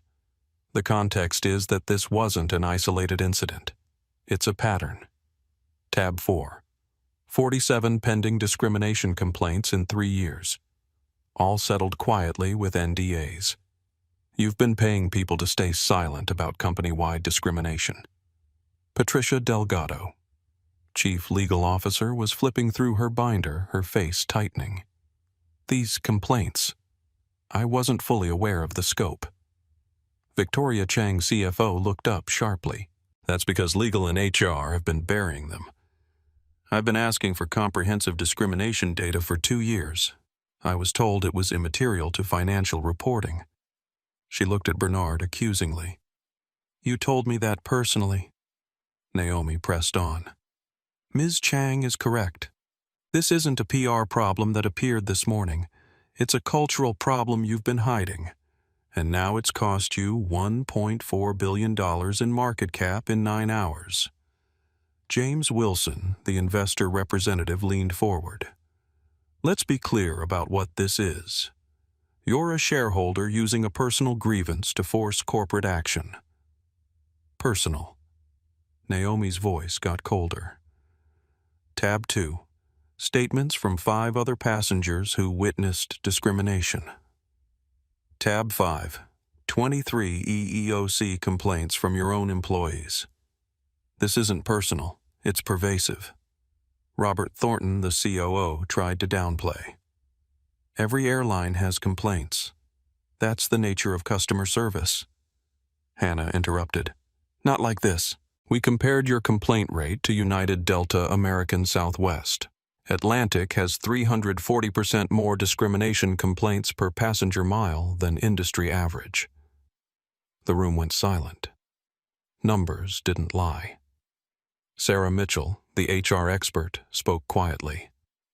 If these numbers are accurate, we're not looking at a PR crisis.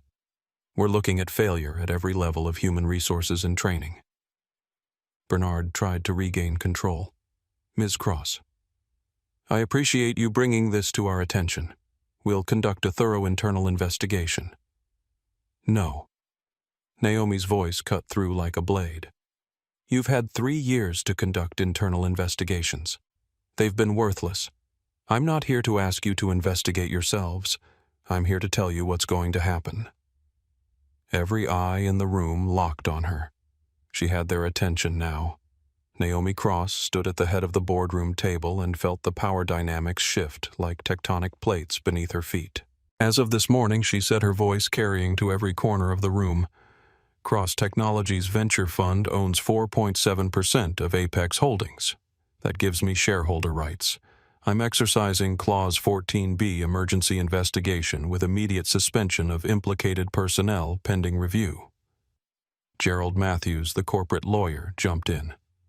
Ms. Cross, Clause 14B, requires evidence of gross negligence or potential criminal violations. Hannah didn't let him finish. Which we have.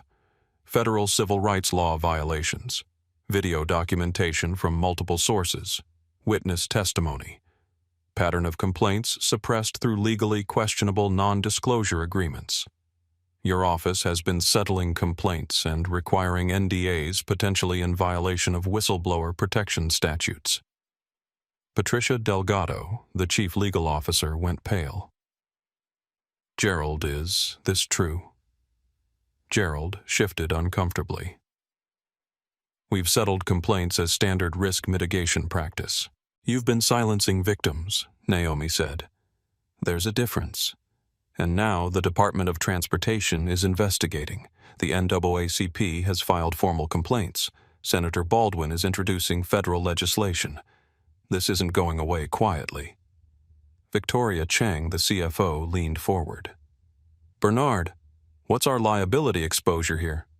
Bernard Ashford looked trapped. We'll need to calculate. I'll tell you, Victoria cut him off. Each of those 47 complaints could become a lawsuit now that the pattern is public. Class action potential. We're looking at $50 to $100 million minimum, plus DOT fines, plus reputation damage lasting years. Stock is already down over 9%.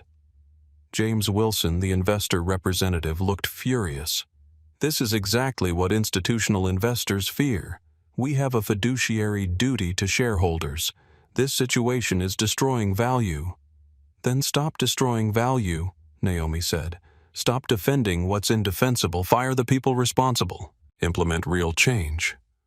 Or watch your company become a case study in how not to handle discrimination. Michael Harrison, the board chair, held up his hands. Ms. Cross, let's say we acknowledge there are problems that need addressing. What exactly are you proposing? Naomi gestured to tab 7 in the binders. Immediate termination of Flight 447 crew. Captain James Thornhill. Senior Flight Attendant. Jennifer Walsh. Ground Manager. Tyler Bradford. Fired with cause. No severance beyond legal minimum. Captain Thornhill shot to his feet. This is outrageous. I have 28 years of service with this airline. Naomi turned to face him directly. You had 28 years of service. Past tense. You ended your career when you decided my skin color determined my seat assignment. Sit down, Captain. Or former Captain, I should say. Her voice wasn't loud, wasn't angry. Just absolutely certain. The kind of certainty that comes from knowing you're right and having the power to enforce it. Captain Thornhill sat down hard, his face red. Jennifer Walsh spoke up, tears forming. I was following protocol. Elite members have seating preferences. Show me that protocol, Naomi said. Show me where it's written that elite status overrides confirmed seat assignments. Show me the company policy that says you can remove paying passengers for not looking like they fit. Jennifer opened her mouth, closed it. There was no such policy. There never had been. It had been bias dressed up as procedure. Hannah stepped in. Ms. Walsh, we have audio of you calling security and specifying black female potentially aggressive when Ms. Cross had shown zero aggression. That alone is grounds for termination under federal discrimination law. Jennifer went silent, tears now streaming down her face. Naomi continued. Second requirement. Removal of all executives who suppressed discrimination complaints. That includes you, Gerald. Gerald Matthews sputtered. I have attorney-client privilege. You have an ethical obligation that you violated, Hannah said. You buried complaints to protect the company from liability instead of addressing the underlying discriminatory behavior.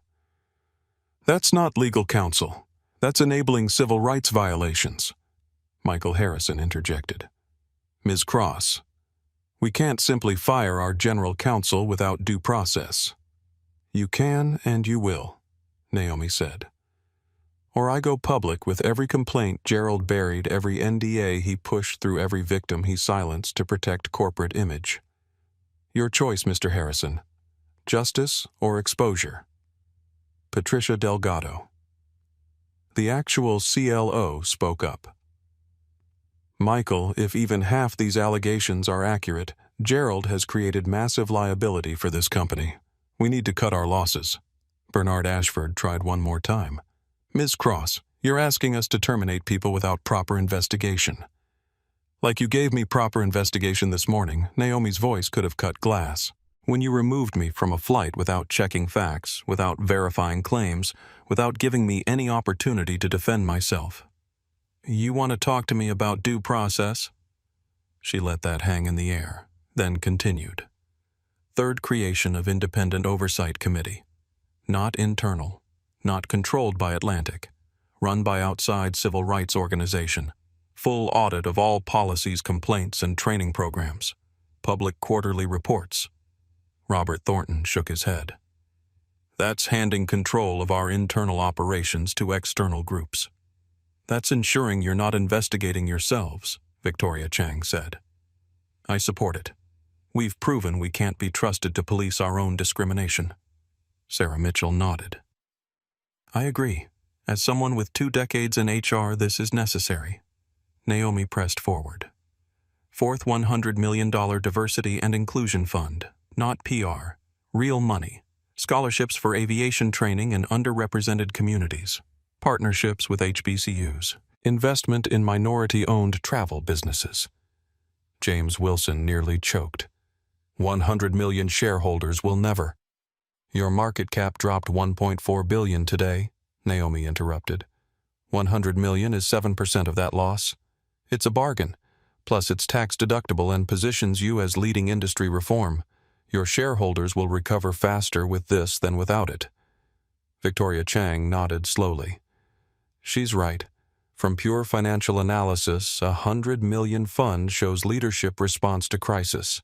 Could stabilize and recover stock price within weeks. Fifth mandatory anti-bias training for all employees. Not online modules. Real training, in person, from qualified experts. With accountability measures. Sarah Mitchell was already nodding. That should have been standard already. I can develop the program with proper oversight. Sixth public apology, not a corporate statement. You, Bernard, on camera taking full responsibility. No passive voice. No mistakes were made. Active ownership. Bernard's face went through several emotions. I didn't personally. You're the CEO, Naomi said flatly. This happened on your watch. Culture flows from leadership. You own this whether you personally discriminated or not. Seventh compensation for affected passengers. Not just me. All 47 pending complaints. Full refunds plus $25,000 each. No NDAs. No silence clauses. Patricia winced. That's over $1 million in direct payouts. It's justice, Naomi said. and it's cheaper than the class action lawsuit you'll face if you don't address this proactively. 8th protection for whistleblowers. Carlos Reyes Rosa Martinez. Any employee who spoke truth to power, they get formal protections written into their employment contracts. Anyone retaliates against them gets fired immediately. No exceptions. Michael Harrison held up his hands. Ms. Cross, these are extensive requirements. They're not requirements, Naomi corrected. They're the minimum acceptable response. You have 2 options. Implement these changes starting immediately and begin rebuilding trust. Or refuse and watch me take this public. I have interviews lined up with every major news network. I have 8.4 million followers on social media. I have a platform, resources, and nothing to lose. She paused for effect. I didn't ask to become the face of airline discrimination. You made me that when you removed me from Flight 447. But now that I'm here, I'm going to make sure no one else has to experience what I did. Victoria Chang spoke first. I move we vote on Ms. Cross's 8-point proposal. All points as written. Sarah Mitchell immediately seconded. I second that motion. Michael Harrison looked around the table, seeing control slip away. We should discuss each point separately, negotiate terms. We've been discussing this for years through buried complaints, Victoria said sharply. I'm calling the question. All in favor of implementing Ms. Cross's 8-point reform plan. 4 hands went up immediately, Victoria, Sarah, Patricia, and James Wilson. 4 votes. Need 5 for majority. Michael Harrison looked at the remaining board members. Robert Thornton was shaking his head. 2 other old guard members looked resistant. Naomi spoke into the silence. Let me make this simpler for anyone still unsure. I'm not just a shareholder. I'm a customer. I'm a woman of color with millions watching my next move. I'm a CEO with resources to wage a sustained campaign. I can make this company an example of how to handle discrimination correctly, or an example of what happens when you don't. Your stock price, your reputation, your DOT operating license, all of it hangs in the balance. She looked at each board member. But more than that, I can make flying on your airline either a symbol of supporting equality or a symbol of defending discrimination. Where do you want to be 6 months from now? A younger board member, a hedge fund representative, 41 years old, raised his hand. I vote yes. 5th vote. Majority achieved. Michael Harrison's shoulders sagged. The motion passes. 5 votes in favor. He turned to Gerald Matthews and the 3 crew members. You're all terminated immediately. Effective this moment. Security will escort you from the building. Jennifer Walsh started crying harder. I have 2 children. How am I supposed to? Naomi's voice held 0 sympathy. You should have thought about your children before you decided my skin color determined where I could sit. Actions have consequences. Security guards entered. 4 of them. Professional, efficient. Gerald Matthews looked shell-shocked. Captain Thornhill's face was red with rage and humiliation. Tyler Bradford stared at the floor. Jennifer sobbed quietly. As they were led out, Captain Thornhill stopped at the door. Looked back at Naomi. You've destroyed our lives today.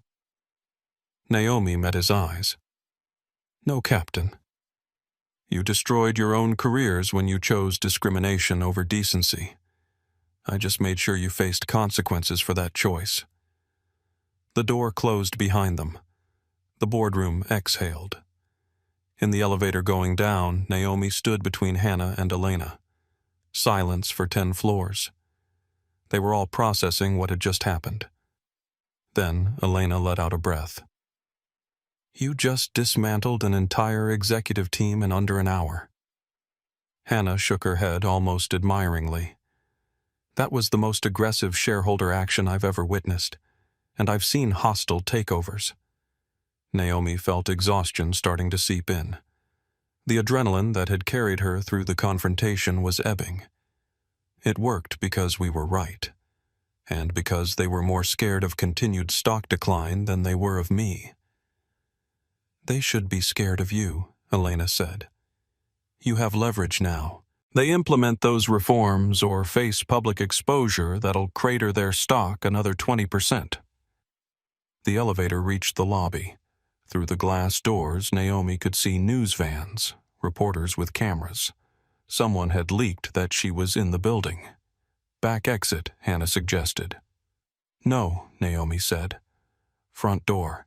I'm not hiding. I did nothing wrong. Stepping outside, reporters immediately swarmed. Ms. Cross. What happened in the board meeting? Did they apologize? Are you satisfied with the outcome? Will you sue? Naomi stopped, held up one hand for quiet. The crowd settled. Atlantic Airways has agreed to implement comprehensive reforms. Terminations have been made. Policies will change. An independent oversight committee will be established. Full details will be announced by the company shortly. Are you satisfied? Someone called out. I'm gratified that they chose accountability over defensiveness. But my work isn't done. This isn't about one airline or one incident. It's about an industry that's been failing passengers of color for decades. Change is coming. She walked away before more questions could come. A black SUV was waiting at the curb. The driver, a black man probably in his 50s, turned as she got in. Ms. Cross, everyone's talking about you today. I just want to say thank you. My daughter Keisha was removed from a flight 2 years ago. Same situation. Different airline. She didn't have your resources to fight back. So thank you for doing it for her. Naomi felt her throat tighten. Tell Keisha she's the reason I did this. Her and everyone like her. In the car, her phone was exploding. News alerts. Breaking Atlantic Airways announces leadership changes following emergency board meeting. Atlantic's statement was already out. After careful review of recent events and shareholder input, Apex Holdings announces immediate leadership changes at Atlantic Airways. Captain James Thornhill, Senior Flight Attendant, Jennifer Walsh, and Ground Services Manager Tyler Bradford have been terminated effective immediately. General Counsel Gerald Matthews has resigned. Additionally, Atlantic Airways commits to comprehensive reforms, including $100 million Diversity and Inclusion Fund, Independent Oversight Committee, full policy audit, mandatory employee training and compensation for affected passengers. We acknowledge that recent events revealed failures in our company culture that must be addressed. We commit to doing better. Elena read it and smirked. They're trying to make it sound voluntary, making it look like their idea. Let them, Naomi said. Results matter more than credit. A text from Carlos Reyes, Ms. Cross. They just promoted me to lead flight attendant. And Rosa is now senior gate agent. Thank you. You didn't have to do that, Naomi replied. You stood up when others stayed silent. That deserves recognition. Text from Kenneth Wright. I've been waiting 50 years to see accountability like this. Thank you for not backing down. Text from Sandra Price. You did it. You actually did it. My daughters watched the whole thing unfold. They asked if you were a superhero. I told them you're better. You're real. A video message from her mother. Diana Cross, 67 years old, still in Charlotte. Still in the house where Naomi had grown up. Baby, I saw the news. I knew when they kicked you off that plane they'd picked the wrong woman. I taught you to stand up. You did that today. Not just for yourself, for everyone. I'm so proud. Your father would be proud too. Naomi watched the video 3 times. The first time she'd let emotion crack through all day. Tears on her face in the back of a car in Manhattan, thinking about her mother working 3 jobs, thinking about all the times Diana had stood tall in the face of disrespect, thinking about the legacy of strength she'd inherited. The car pulled up to her hotel. 4 Seasons Midtown. Doorman opened her door. Ms. Cross, we've heard about your day. We've upgraded your room to a suite. Complimentary. just our way of saying welcome. In the elevator to her room, Naomi caught her reflection in the mirrored wall. She looked tired. Her blazer was wrinkled. Her hair was coming loose from its pins. But her eyes were clear. She'd started this morning being kicked off a plane. She was ending it having changed company policy, fired the people responsible, and set in motion industry-wide reforms. One day. One fight. One woman refusing to accept injustice. Her mother's words echoed, "Don't let them make you smaller than you are." She hadn't. She wouldn't. And neither would anyone who came after her. The next morning, Atlantic Airways held a press conference at their headquarters in Atlanta. Public Plaza outside the building. 10 a.m. 200 reporters. Cameras from every major network. Bernard Ashford stood at the podium, and he looked like he'd aged 5 years overnight. The confidence from boardrooms and investor calls was gone, replaced by a man who knew he was about to eat crow in front of the entire world. Yesterday morning, he began his voice carrying across the plaza. Something happened that should never have happened on any Atlantic Airways aircraft. Ms. Naomi Cross, a paying passenger with a confirmed first-class seat assignment, was removed from Flight 447. This occurred because our crew made assumptions based on appearance rather than facts. It happened because we've allowed a culture that tolerates bias instead of confronting it. He paused. The words were clearly difficult. Good. I want to be absolutely clear. This wasn't a misunderstanding. It wasn't a miscommunication. It was discrimination. And it happened under my leadership. As CEO, I take full responsibility. Behind the cameras, Naomi stood with Hannah and Elena. She'd deliberately chosen not to be on stage. This wasn't her apology to give. This was Bernard's accountability moment. He needed to own it alone. Bernard continued listing the 8-point plan. Each reform detailed. Timeline provided. Financial commitments specified. No weasel words. No "we'll look into it." Concrete actions with concrete deadlines. Then he said the words that would be clipped and shared and quoted for years. But more than policy changes, we need cultural change. We need to acknowledge that flying while Black or Hispanic or any minority identity has been unnecessarily difficult for too long. The woman we removed yesterday was right. She shouldn't have had to fight for a seat she paid for. No one should. We've failed her. We've failed others. That ends now. Reporter questions came rapid fire. Will you resign, Bernard? That's a decision for the board. But I'm committed to seeing these reforms through. If I'm the right person to lead that change, I'll stay. If not, I'll step aside. What matters is the reforms happen. Is this enough? Bernard, no. But it's a start. Real change takes time. We're committed to that time and that work. What about the other airlines, United, Delta, American, Bernard? We can only control our actions. But I hope our peers see this as an industry challenge, not just an Atlantic problem.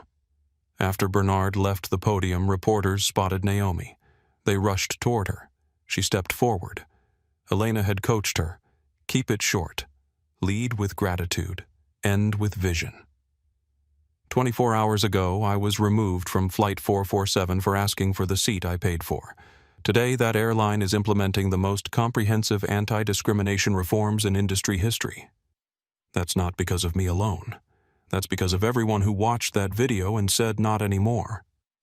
8 million people viewed that footage. Thousands shared their own stories. Employees spoke up. Passengers became witnesses. That collective voice created this change. A reporter called out, "Are you satisfied?" Naomi chose her words carefully. I'm gratified by yesterday's actions. But satisfaction comes when I can fly anywhere, anytime, and know my skin color won't determine my treatment. We're closer to that. We're not there yet. What's next for you? I'm launching the Equity in Travel Foundation, using Cross Technologies resources to monitor discrimination across airlines, hotels, and travel services. We'll publish quarterly reports. We'll provide free legal help to travelers facing discrimination. We'll hold companies accountable, because what happened to me happens every single day. We're going to make it visible, and we're going to make it stop. United Delta. American have all released statements supporting anti-discrimination policies. Will you push them to adopt Atlantic's reforms? I won't have to push. Market pressure will drive change. Passengers will choose airlines that treat them with respect. The companies that adapt will thrive. The ones that don't will answer to their shareholders and the traveling public. Do you forgive Captain Thornhill and the crew? Naomi paused. This question was a trap. Answer yes, and she looks weak. Answer no, and she looks vindictive. Forgiveness is personal. What I wanted was accountability. They faced consequences for their actions. That's not about forgiveness or revenge.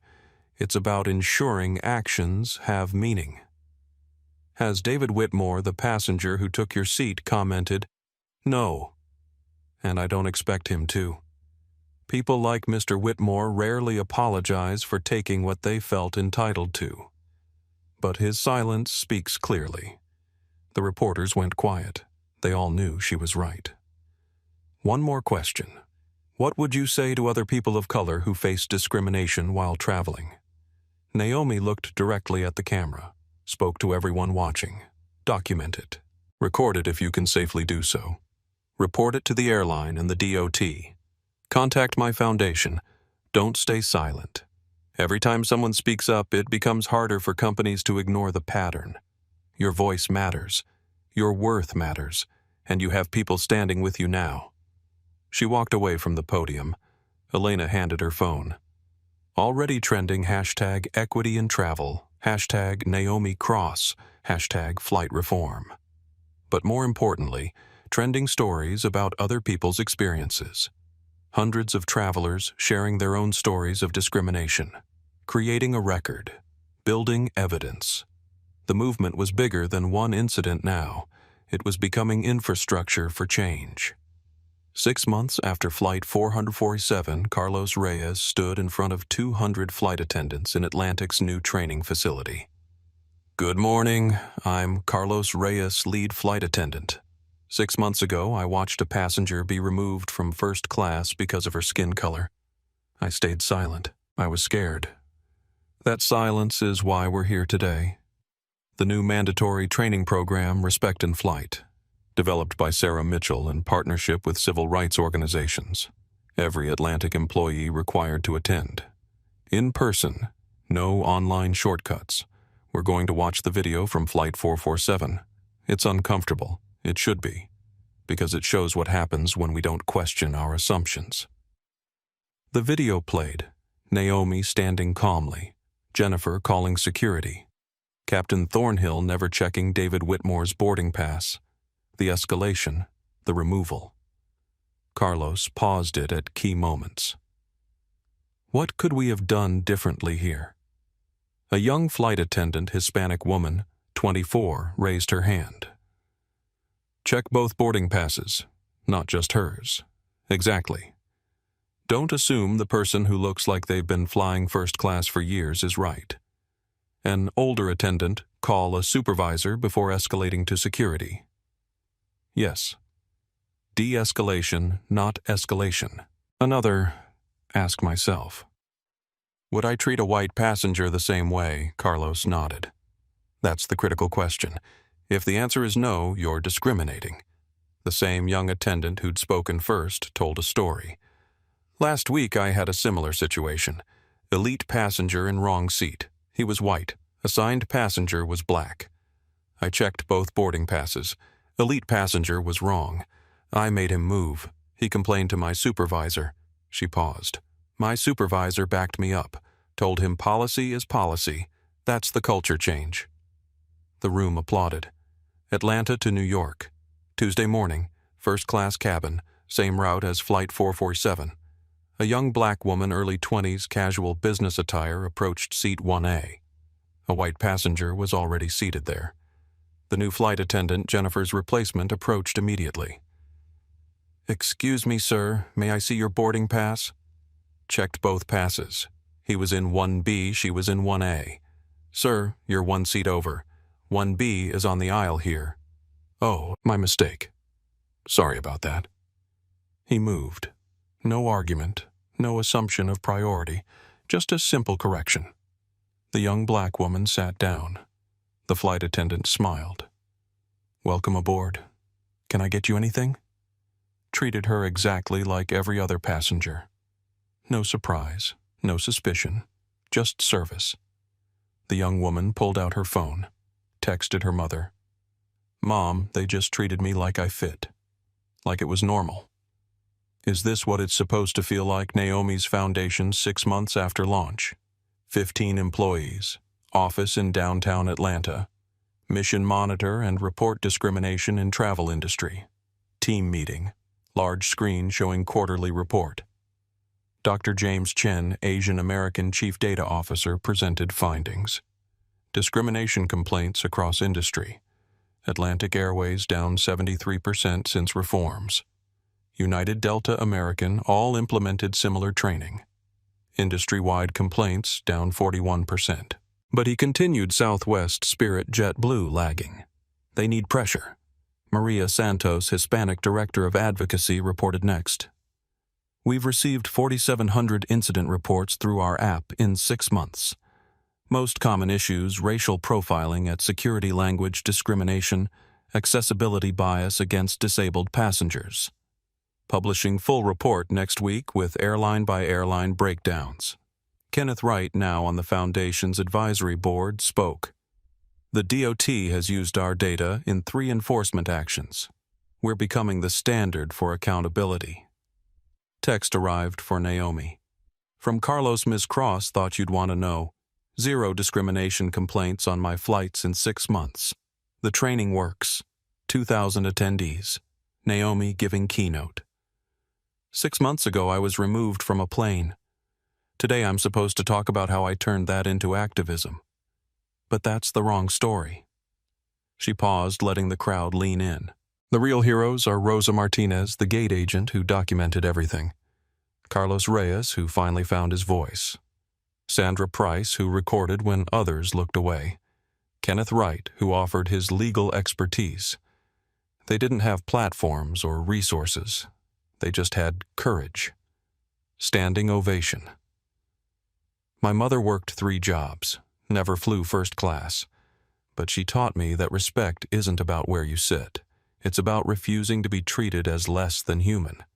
When I stood in that aisle, I wasn't fighting for a seat. I was honoring everyone who'd been told they didn't fit.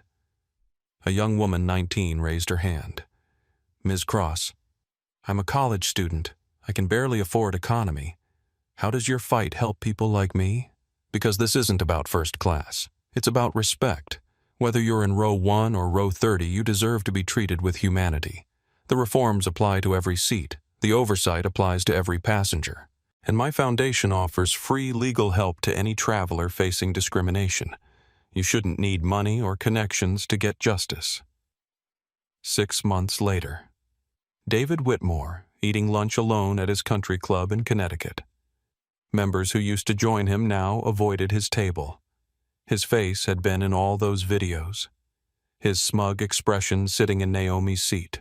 His comment about people knowing their place. He'd become the face of entitled privilege. Business consequences piled up like unpaid bills. 3 major real estate deals had fallen through. Partners were distancing themselves. Associates weren't returning calls. His company lost contracts with diversity-conscious clients who didn't want the association. His wife, Margaret, had filed for divorce 3 months ago. Their daughter, Emily, 15 years old, had seen the videos at school. Her classmates had shown her. Had asked why her father was that guy. Emily had come home in tears. Daddy, why were you so mean to that lady? She just wanted to sit down. David had tried to explain. It's complicated, sweetheart. There were circumstances. No, Emily had said. It's not complicated. You took her seat. You were mean. And you didn't even apologize. Out of the mouths of teenagers came truth he couldn't face. Margaret's lawyer had cited irreconcilable differences and public embarrassment in the divorce filing. Translation: I don't want to be married to the face of racism. Atlantic Airways had banned him for life. His Diamond Elite status, cultivated over 6 years, revoked. The arrangement for Seat 1A void, the special treatment gone. Other airlines had quietly flagged his account. Not banned, they couldn't coordinate that legally, but his elite status applications kept getting reviewed and delayed. He pulled out his phone. Twitter mentions 89341. He'd stopped reading them months ago, but he knew what they said. This is the face of everyday entitlement.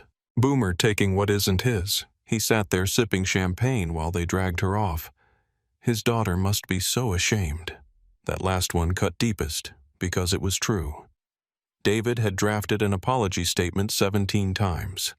Deleted it 17 times. Any apology now looked self-serving. Too little, too late. He'd had his chance to speak up on that plane. He'd chosen silence. Now silence was all he had left. His lawyer had advised against apologizing. It could be seen as admission of liability. Liability for what? For being an entitled jerk, for taking a seat that wasn't his, for watching a woman be humiliated and doing nothing. No lawyer could protect him from the truth. 6 months unemployed. Jennifer Walsh sat in her small apartment on the outskirts of Atlanta, scrolling through job listings she knew she'd never get. Every airline had her on a watch list. Her name was permanently linked to Flight 447. Google Jennifer Walsh flight attendant, and the first page was all negative results. She'd tried using her middle name, Jennifer Ann, on applications. Tried leaving employment dates vague. Tried everything. Last week's job interview at a retail store. Manager Jennifer Walsh. Are you the one from that video, Jennifer? Yes, but I can explain. Manager. I don't think this is the right fit. We serve a diverse customer base. Her sister had called yesterday. Jen, maybe you should move. Start fresh, somewhere else. Change your name legally. Jennifer had considered it. Jennifer Morrison. Jennifer Andrews. Something common. Something ungoogleable. But running wouldn't erase the video. The internet was forever.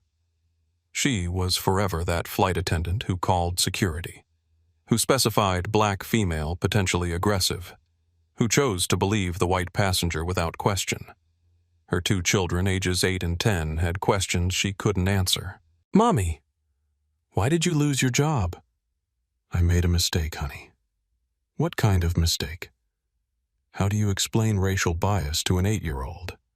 How do you tell your child that you were the bad guy in a story that millions of people watched? She'd tried therapy.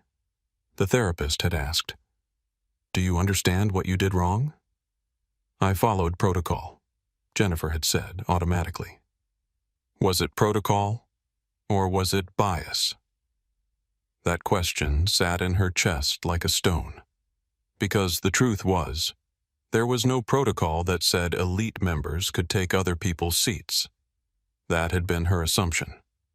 Her bias. Her choice. She watched TV sometimes. Saw news stories about Atlantic's reforms. Saw Carlos Reyes, who used to be junior to her, now lead flight attendant, interviewed about the culture change. We're building something better, Carlos said on screen. They'd moved on without her. She was replaceable, forgettable. Except in the one context where she'd never be forgotten as the villain of Flight 447. 6 months. 363 job applications. 2 interviews. 0 offers. Actions she was learning had consequences. James Thornhill stood in a small flight simulator training a nervous student pilot to handle crosswind landings. This was his life now. Not commanding a 787 with 300 passengers, not flying transcontinental routes, not wearing the uniform with 4 stripes that had defined him for 28 years. Now he taught weekend pilots how to land Cessnas. His FAA license had been suspended pending ethics review. Pattern of passenger complaints, they'd said. Multiple incidents of questionable judgment. He could reapply in a year. Maybe get it back. Maybe not. His pension was affected. His retirement timeline destroyed. His reputation in aviation circles ruined. Last month, his son had visited. James Jr., 28, worked at Google in San Francisco. Smart kid. Good heart. Nothing like his father. Dad, I saw the video in a training at work. Implicit bias workshop. They used you as an example. James had felt his chest tighten. What did they say? That you made assumptions based on race. That you never questioned your own judgment. That you had authority without accountability. James Jr. had paused. Were they right? That question. That simple, devastating question. James had spent 6 months thinking about it. 6 months of sleepless nights. 6 months of watching his marriage strain under the weight of his choices. 6 months of seeing his face in articles about discrimination. Yes, he'd finally said. They were right. I looked at her and I saw what I expected to see. Not what was there. I saw a black woman and assumed she was lying. I saw a white man and assumed he was telling the truth. I didn't check, didn't verify, didn't question. His son had nodded slowly. So what are you going to do about it? That was the real question, wasn't it? Acknowledging the problem was step 1. Fixing himself was the lifetime of work that followed. James had started attending workshops on racial bias. Started reading books he should have read decades ago. Started finally doing the work. But the cost of learning had been his career, his reputation, his certainty about who he was. He was 54 years old, starting over, humbled, changed. Maybe he thought watching his students struggle with the simulator controls. Maybe that was the point. 6 months later, Atlanta Airport. Naomi at Delta Gate. She still wouldn't fly Atlantic matter of principle. Flight to London for tech conference. First class ticket seat 1A. Always 1A now principal. Gate agent recognized her. Ms. Cross, we're honored to have you flying with us. Boarding. Multiple passengers recognized her. Some nodded respectfully. Some wanted to thank her. Young black girl, maybe 12, with her mother. Mom, that's the lady from the video. Mother. Yes, sweetheart. Girl approached. Excuse me, are you Ms. Cross? I am. I wrote about you for my school project, about standing up for yourself. You're my hero. Naomi felt unexpected emotion. What's your name? Destiny. Destiny, the real heroes are people who speak up when they see something wrong. People who don't stay silent. Can you do that? Yes, ma'am. Then you're going to be someone's hero too. On plane. First class cabin. Seat 1A. Flight attendant white male 40s. Welcome aboard, Ms. Cross. Anything you need, just let me know. Normal service. No side eye, no assumptions. Just normal. Naomi settled in. Pulled out laptop. Working on Equity and Travel Foundation quarterly report. Email from Hanna Atlantic's stock fully recovered. Up 12% since reforms announced. Turns out ethics is good business.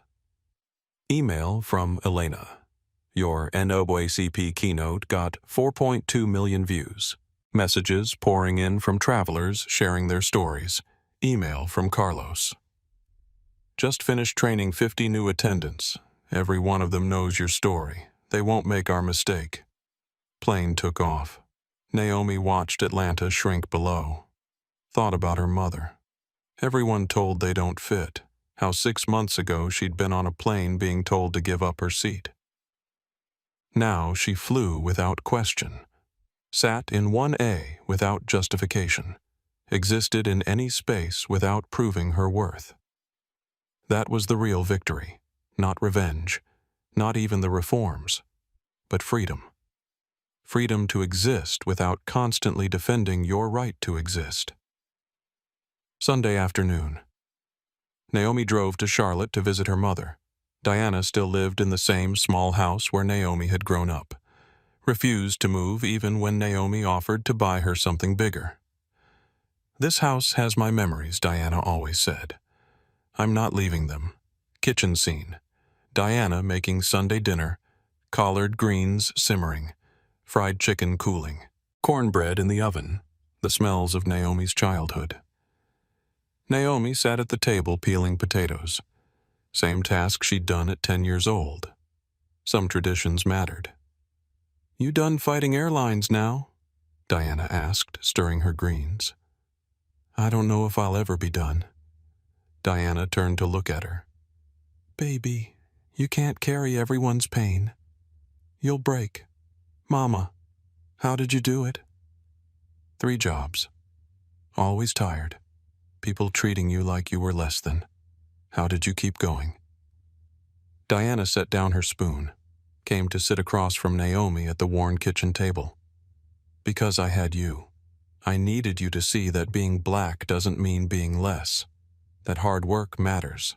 That respect isn't negotiable." She reached across to take Naomi's hand. "You think I didn't want to break? I broke plenty, just not in front of you. I cried in the shower. I cried in my car before going to work. I cried a lot, baby." This was news to Naomi. "You never told me. Didn't need to. You saw the strength. That's what mattered. You learned to stand up by watching me refuse to bow down." They sat in silence, hands clasped, while the collard greens bubbled and the cornbread baked and life continued its ordinary rhythm despite everything that had happened. "That video of you on that plane," Diana said, "when they walked you off. You know what I saw. What I saw, your composure.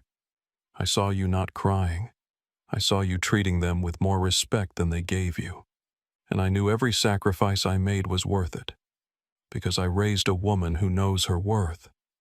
Naomi felt tears she'd been holding for 6 months finally break through. "Mama, come here."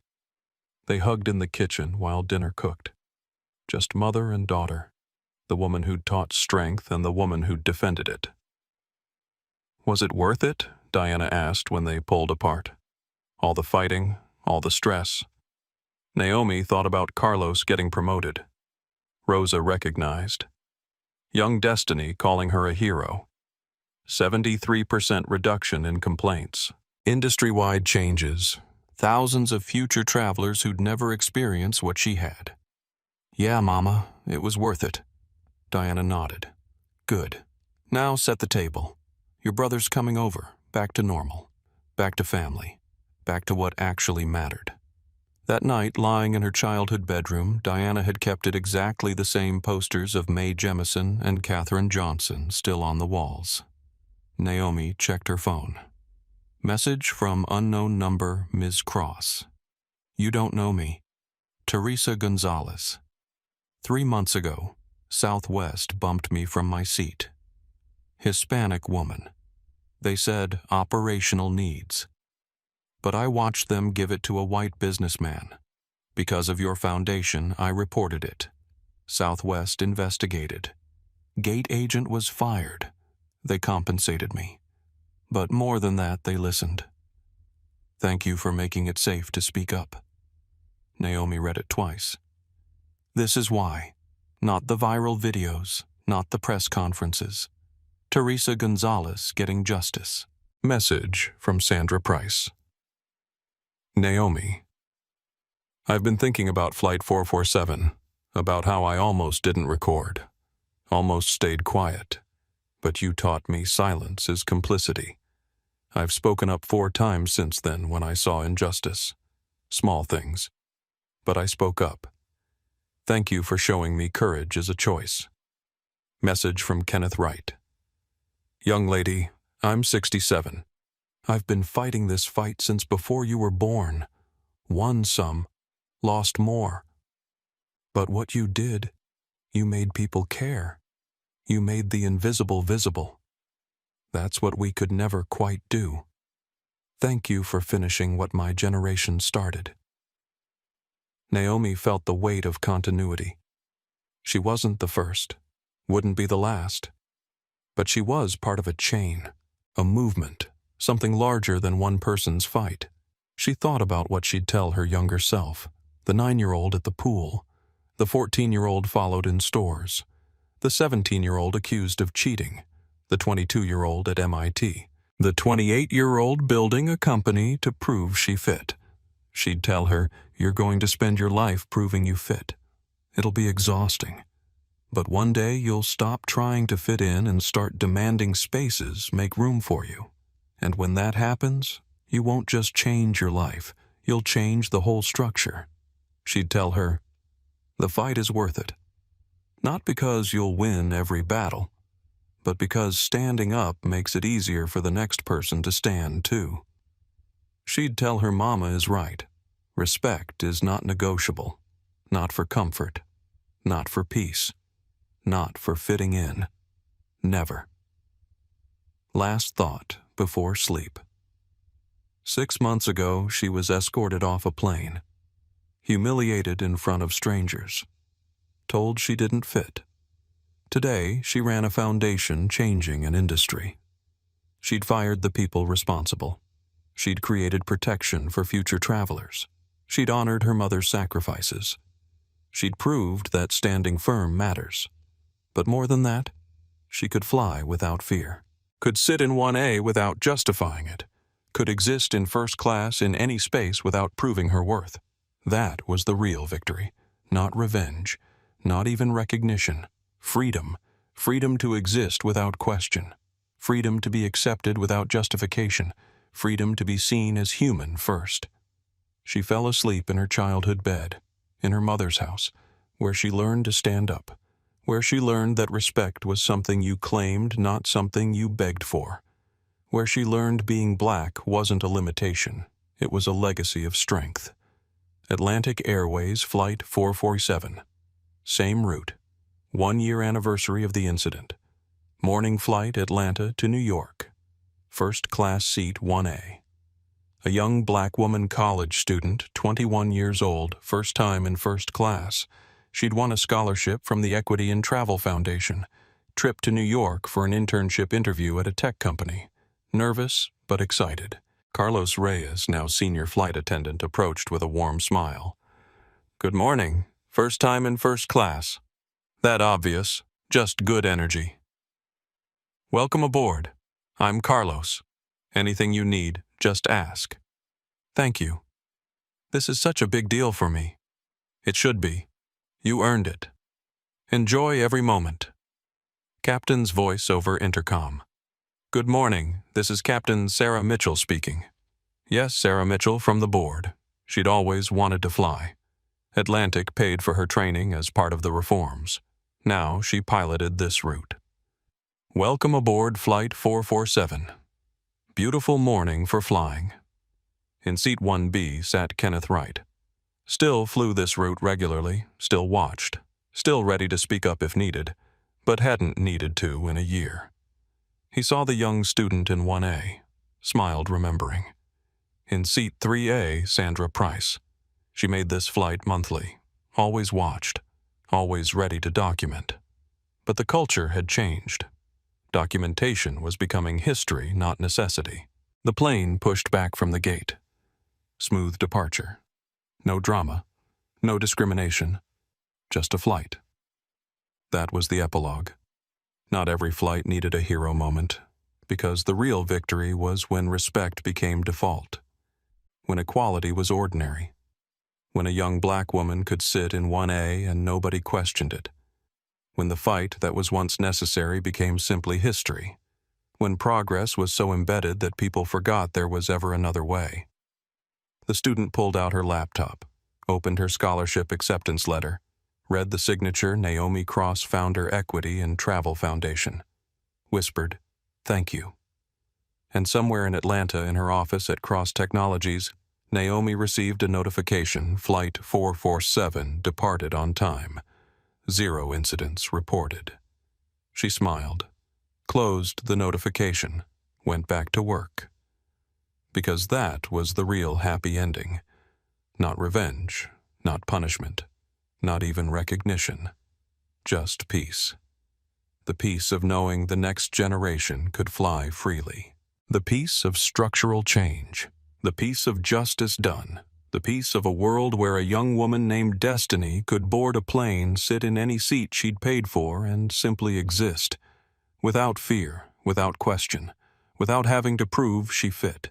That was worth fighting for. That was worth 6 months of headlines and stress and board meetings and uncomfortable conversations. That was worth every single moment of standing in an aisle, refusing to move, insisting on respect. Because now nobody else would have to. And that's the end of our story today. But before you go, I need to ask you something important. If this story moved you, if Naomi's fight for respect resonated with you, if you believe everyone deserves to be treated with humanity regardless of their skin color, please hit that like button right now. Your like tells YouTube to share this story with more people who need to hear it. And subscribe to this channel if you haven't already. We share powerful stories of justice, courage, and people standing up for what's right. Stories that inspire. Stories that matter. Stories that remind us all that change is possible when we refuse to stay silent. Most importantly, share this video. Share it with someone who's ever been told they don't fit. Share it with someone who needs to know their worth isn't up for debate. Share it with someone fighting their own battle for respect. Your share could be the encouragement they need today. Drop a comment below and tell me. Have you ever experienced something like this? Have you ever had to stand up for yourself when others tried to make you feel small? Your story matters. Your voice matters. And this community is here to support you. Remember what Naomi's mother taught her? Don't let them make you smaller than you are. Stand tall, know your worth, and never ever accept less than the respect you deserve. Thank you for watching. Thank you for caring. And thank you for being part of the change we need to see in this world. Until next time, keep standing up for what's right.